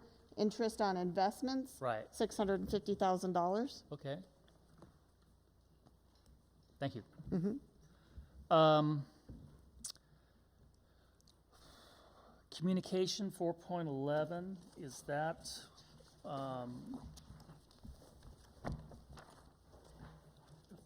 line 350, what roughly is that? Is that cell phones or? So in that particular line item are phones. There are also printing costs. There are, let me see, 351, 353, 355. I'm trying to remember all my codes. Yeah. Those are probably your primary Okay. expenses in there. Okay.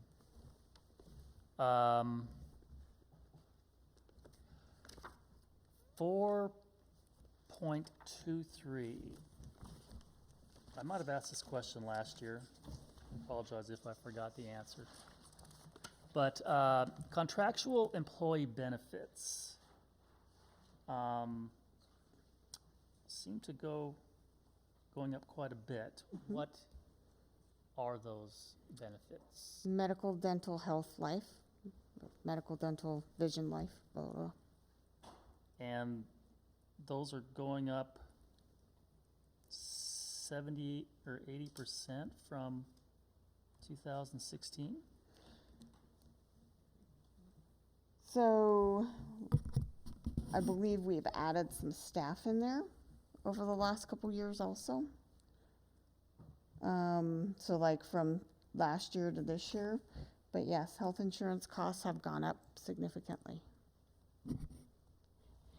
And we've actually done some different bargaining. So we've added pools to both our licensed and classified health insurance, where they have a cap amount, and then we do calculations to determine how much is left, and that gets allocated out. And this is part of the Obamacare system?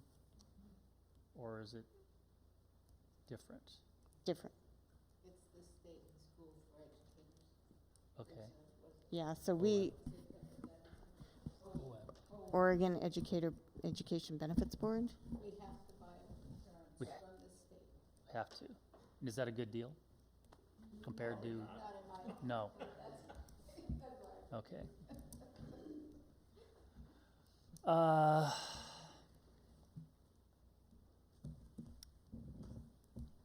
think I got a few more here, but it's too much. Yeah. I'll pass. Sometimes when you have small numbers of staff like this, Uh-huh. so if I were to go from single to family, that would be a significant cost increase. You're looking probably at $10,000 or more yeah, per good point. person. Right. So that's where it's really difficult to gauge because you get into what plan changes Yeah. people had. Right. Okay. Thank you.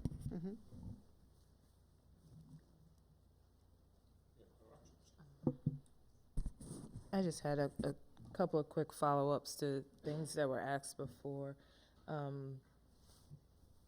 You mentioned the difference in class sizes, and you said that there would be an increase. Could you just say what that, do you know what that increase is likely to be versus what it is now? Yeah, so for the most part, it might increase, it's a little bit of a range, but I'd say up to maybe 5 students per class or 5 to 8. So I'm trying to think, I don't think we have any that will be over 30. My kids would. It will depend on it, who enrolls and registrations in the fall, and that's always that crystal ball of trying to really look at, we could have kids leave and families leave, and we could have some come, and so it's just really sometimes hard to determine, but if we had classes at the upper teens and the lower 20s, that's where we condensed some grade levels or some classes, and that's where we did some of the eliminations, so that now instead of having 3 classes at maybe 18, we might have we might take for example, if we have a 3rd grade that they're all in the 20s and there's 3 classes there, we have 3 classes at 4th grade that are lower, we'll put those together and have 5 classes, and one might be a split where they'd be a 3/4 grade level split, and that's kind of how we get our numbers to balance a little bit. So the increases are, and I'm sorry if you said this before, I don't remember, was this just at the elementary level, or is this across all grade levels? Right now, where we made the FTE cuts, we're at elementary. Okay. So what we saw at the elementary level was the class sizes dropping down. So specifically what was mentioned, actual some classifieds in the teens and 20s and low 20s, which would be great to sustain that, but unfortunately budget-wise we can't.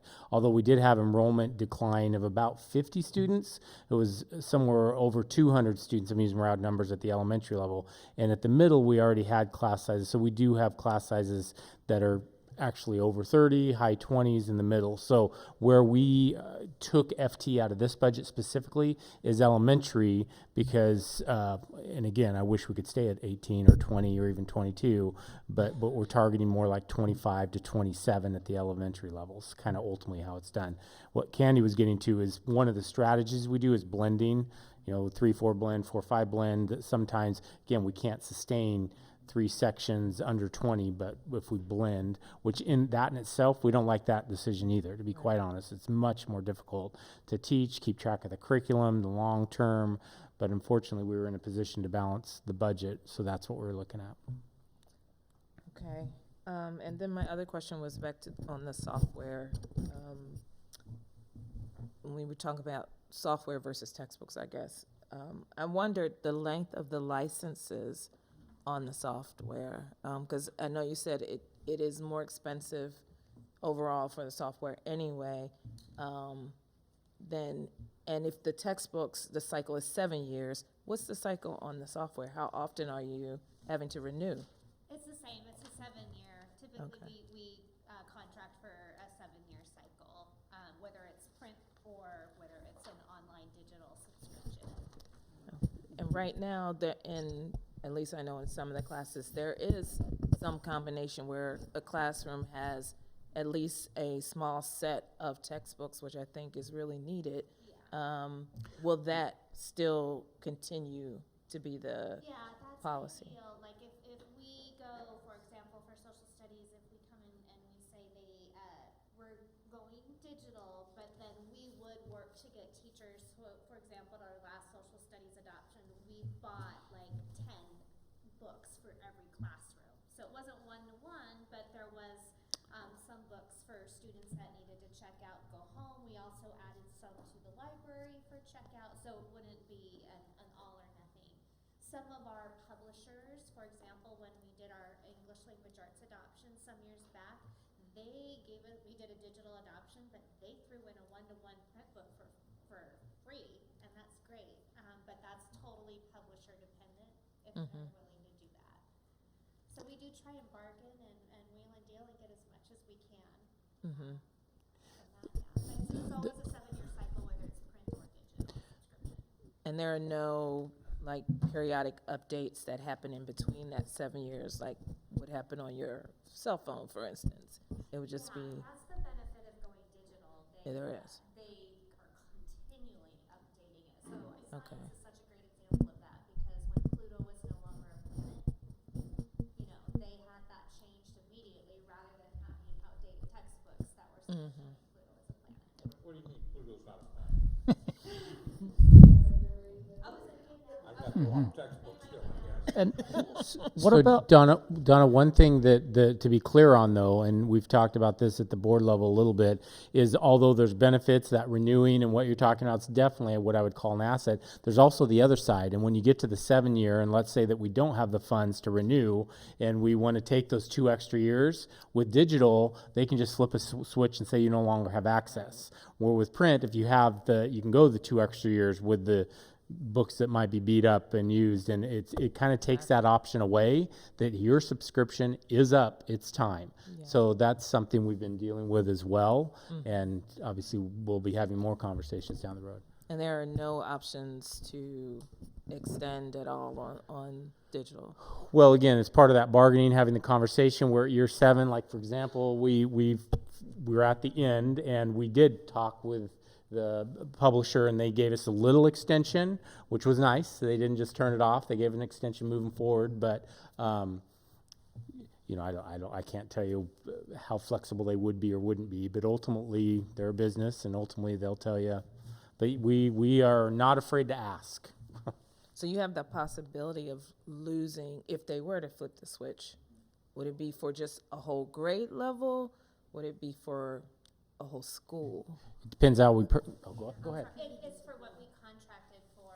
So, if we contracted for, all of one grade, all of elementary, say it was digital and it was the end of the contract, they could just say, sorry, it's done, goodbye, and we wouldn't have any instructional materials. So we do have to outweigh that. Whereas versus if we have print materials and we say, you know what, we need to delay an adoption, we still have materials to teach from. And does that apply to things like geometry books and trigonometry and like a 7-year cycle? I mean, it seems like that doesn't really change much. So our math adoption right now is not a digital adoption. So we have math books. Okay. If it was a digital adoption, so right now we have digital adoptions like and I'm talking secondary here, in social studies, English language arts, science. I get that. But math is not a digital adoption. And even elementary school mathematics, they have new theories and ways of teaching versus what they did for me 40 years ago, right? Yeah. Of course. Okay. Thank you. Anybody else? Go ahead. So many questions that I've already had answered, so I appreciate all of the people in the cabinet that I asked, and Pat obviously also. Pat, reading through this last one, because this is the last one, really, again, I hope you know you and your team are fantastic, all right? And you and I can talk about that offline here in a little bit, but the one thing we missed out on through these years is the opportunity to do one of these budgets set at the quality education level, right? I mean, that's the whole deal, right? this was supposed to be the year, right? Didn't work out. Going through it, we don't have to turn to the pages because I'll go quick. In fact, I'll probably only just do one of them. Looking at, and it's been touched on already, I apologize, I don't remember who it was, just as an example at 4.28, just the, and again, you can turn to it, I know you will. Just the cost effectiveness that we're getting for some expenditures that I don't think just the average budget review really understands. We have some expensive things that I have said all along, I don't think the state supplies us money adequately in general, but especially for specific things. And if we look at 4.28, the work that's done to manage the funds is fantastic. Continue to press MESD for services. I know we've had our differences over the years with them, but I do think they're getting better, at least from what I've seen. So I appreciate their work there. I'll save my comments for the board meeting, but the budget's woefully inaccurate. It's awesome. The work that's been done here is great, but it's inadequate. Yeah, period. So with that, certainly dissension or any other discussion, I move approval of the budget. Oh. Yeah, then I saved me for last. Sure. You have questions? No, go ahead. When I see scattered and discussing all the bash and everything, I'm frustrated because I'm mom. I'm part of the community. I'm no board. I don't know important people and anything. Always I would like to be the best education, not only for my kids, for every kids. And I'm very frustrated when I start discussing what is the money and what is it. I know, I understand the money is very important, but for me, the mom and part of the community is more important than education. The good education for the kids. That's why always I say be careful and be approved, because it's easy to say carry this money or carry the person is working in the school. Is something for me is carry the hair to my kids or the finger or the head or the feet. Why? Which one? Every time you need to be more success in the school and they be more prepared the kids to the future. But when I start hearing a car and please explain this and this and this, why you don't say explain why is the kids not go to the university or why the kids is no more success? It's because the people is in charge, they discuss this kind of thing. It's more in focus and I know the budget is pay the education, but be more in attention to high education.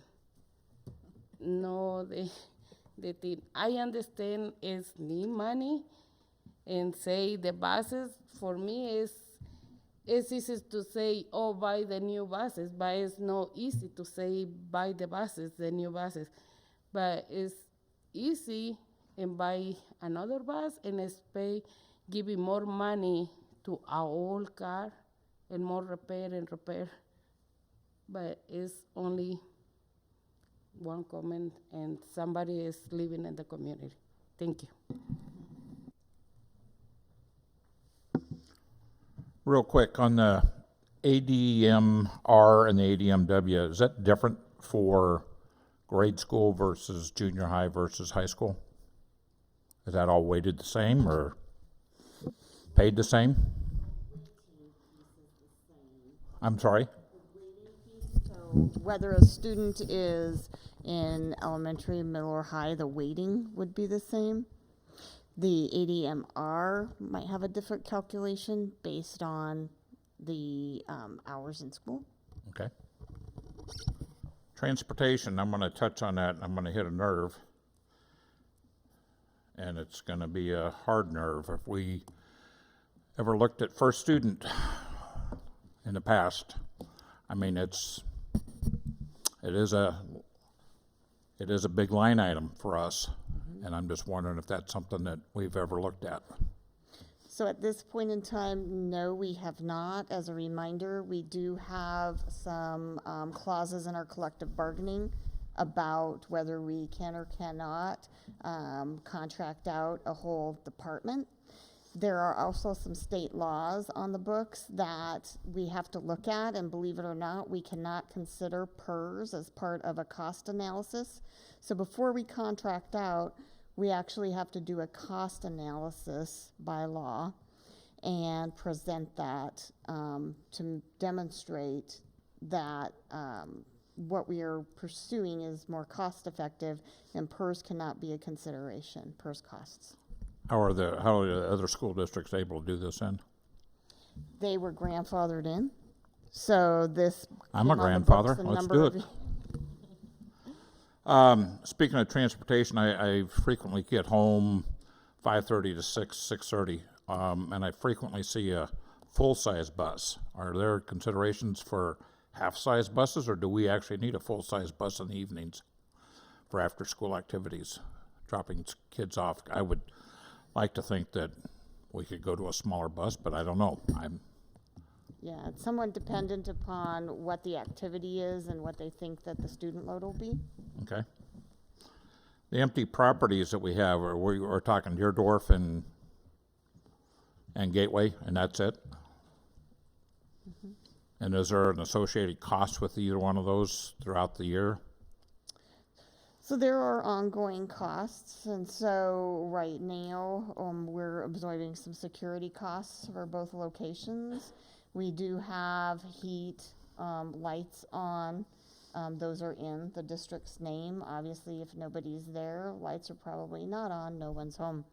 Occasionally we do run over to the Elks. We're using that as more of a storage facility. So, but heat is turned down, so.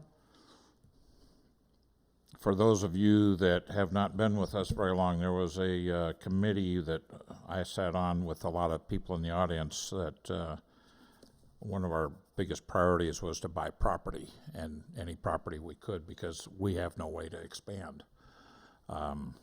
So that's one of the reasons why we've got the properties we got. So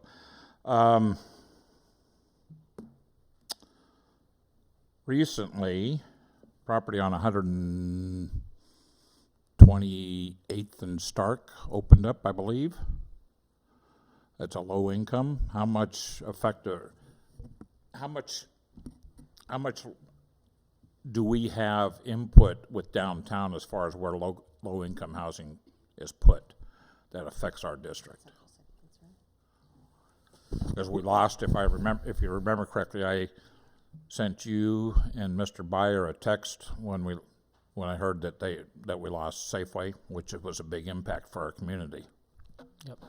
So we have the opportunity for feedback. We have no decision making. We have no way to say no, you can't, if that's what you're asking. Or ultimately, traditionally we get the opportunity for feedback to have conversation. And over the years, some board members at this table have fought really hard that at least we get pre-communication so we can ask specific questions, so we can do better planning, so we have an understanding if you're building something. Again, we don't have any right to approve or not, but at least we know this will serve this many families, which could have this type of input on a specific catchment area, so we might be able to plan about enrollment, thinking about those type of things.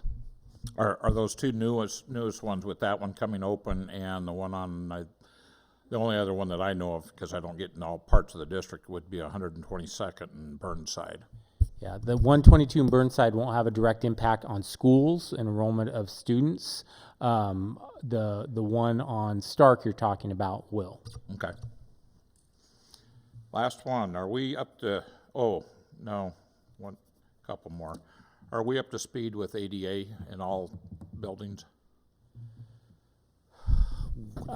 So I'm not laughing because I want to say yes. I don't believe in what's the right word? Ultimates, right? I mean, like, is that doors, everything? Yeah, my understanding based on current code where we're at, the answer is yes. But we're a big building with a number of sites, and is there something that next bond, next edition, they say you have to add up? So my point is we're current now, but if we were to remodel this building, I guarantee they'd come in and say, you know what, you have these 3 things that you were grandfathered in that you now have to fix. So we have nothing on the work order list that says you have to fix it today, but I know there's stuff that would need to be fixed and wouldn't meet current code, if I said that right. Going forward with the bond, one of the suggestions I would do, because I don't try not to do this at home, and I'm sure probably everybody in this room doesn't, but it just frosts my backside when I come home and these outside lights on this breezeway, they are on all weekend. Spring break, they're on the entire day, night. I understand the need for security, but we need to put something on.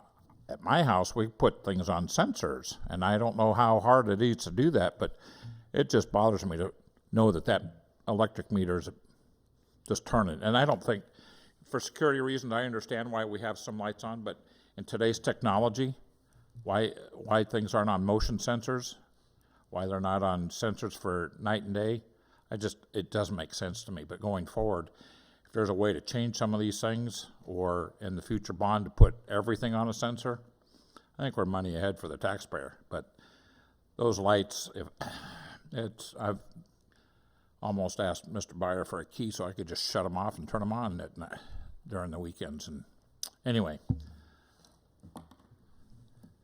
I don't know if you want to respond or not, but I absolutely understand your concern, and you're not going to like to hear it necessarily because you just talked about other options. But we do energy audits. We're very engaged. We're trying every day to think about it, look at it. That seems like a simple one, and it probably is more simple than we make it, Mr. Ewald, to be quite honest with you.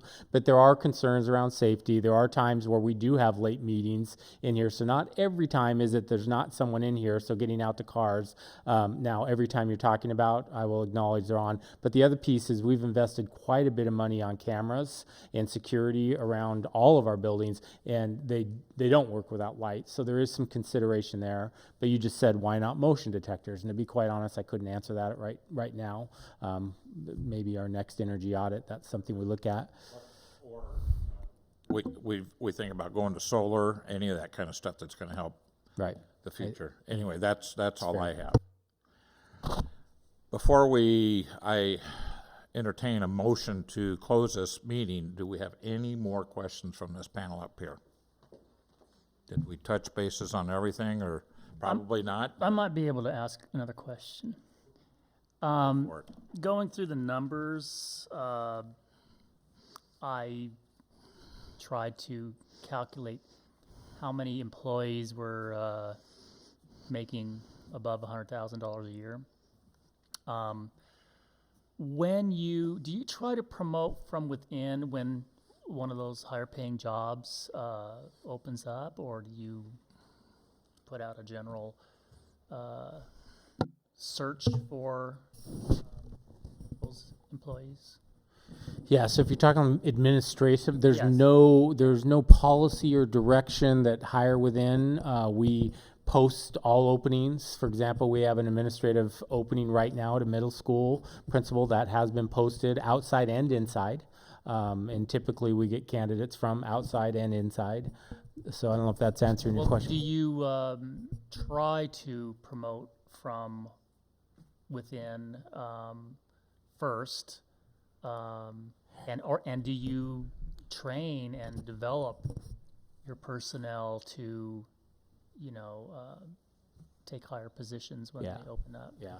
So the two separate, I'm sorry, Frida. Ken, why don't you just have our administrators raise their hand that were once teachers here? That gives you an idea. I think that's a pretty darn good answer. So again, do we try to grow and provide professional development? That's one question. Yes. And thinking about succession planning and making sure Right. the answer is absolutely yes. The intention of when we post that we're hiring within first, or that's the first thing we look at, that is not the intention. What we're looking at is first the job description, the requirements, the qualifications, and making sure. In fact, we actually have HR hiring plan that was just adopted, we shared with the board, that has to do with diversifying our workforce. So there's a number of different targets we have. One of the targets is not hiring within as a target itself. I will say this is an amazing crew that came from our ranks that worked within David Douglas School District. There's a lot that they bring when they have been trained and worked in our district, but it's not like, oh, that's the first check box to check. That's not the way it works. And when one of these positions opens up, there's a salary range that you have, and depending upon who might be applying for that job, if it's an internal person who's applying, would the expectation be that that person would probably, if they get the job, to take it at the lower end of that scale, and then they get higher Yes. raises? Yes. But if you have to go outside, you might have to, well, maybe you'll identify their resume and their, their experience and skill level, and you might want them so much that you will bring them in at maybe a higher part of that position of that scale. Is that Correct. Based on experience, yes, that can happen. Yep. All right. Yes. Yeah, you bet. Going once, twice. Anybody have any more questions? Number 10, motion to approve the proposed budget.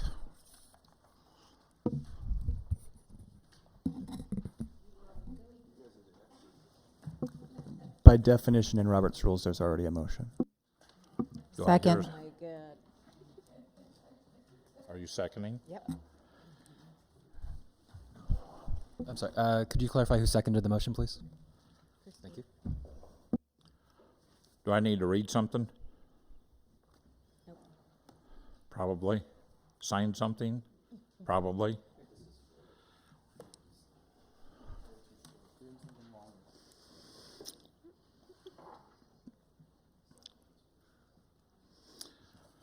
Okay, we have I move that the David Douglas School District Number 40 Budget Committee approve the total budget in the aggregate amount of, this is a big number,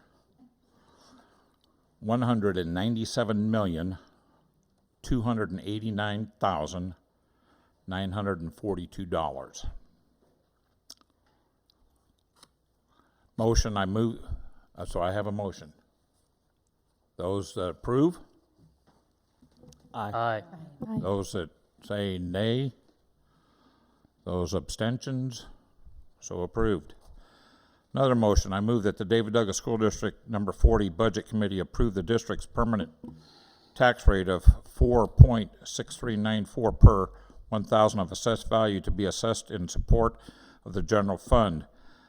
A debt service levy in the amount of $5,248,896 is also authorized to service district obligation bonds and is accounted for outside the general fund. I have a motion. Those in favor say aye. I think I technically need a second for that. Oh, It's a separate motion. okay. Second. Perfect. Thank you. Those all in favor say aye. Aye. Those opposed? Any abstentions? To whom it may concern, this is to certify that on April 29, 2019, the David Douglas School District Number 40 Budget Committee approved the proposed budget for 2019-2020 in the total amount of $197,289,942. Property taxes levied are the permanent tax rate of 4.6394 for the general fund,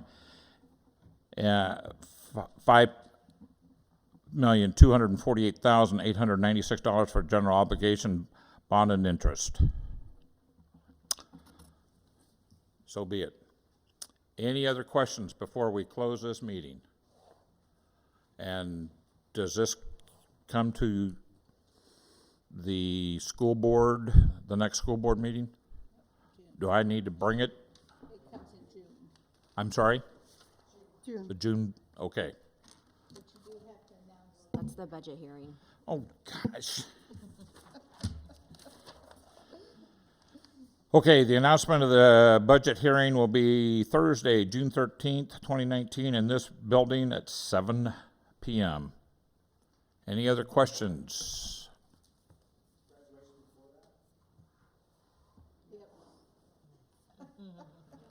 This meeting is closed.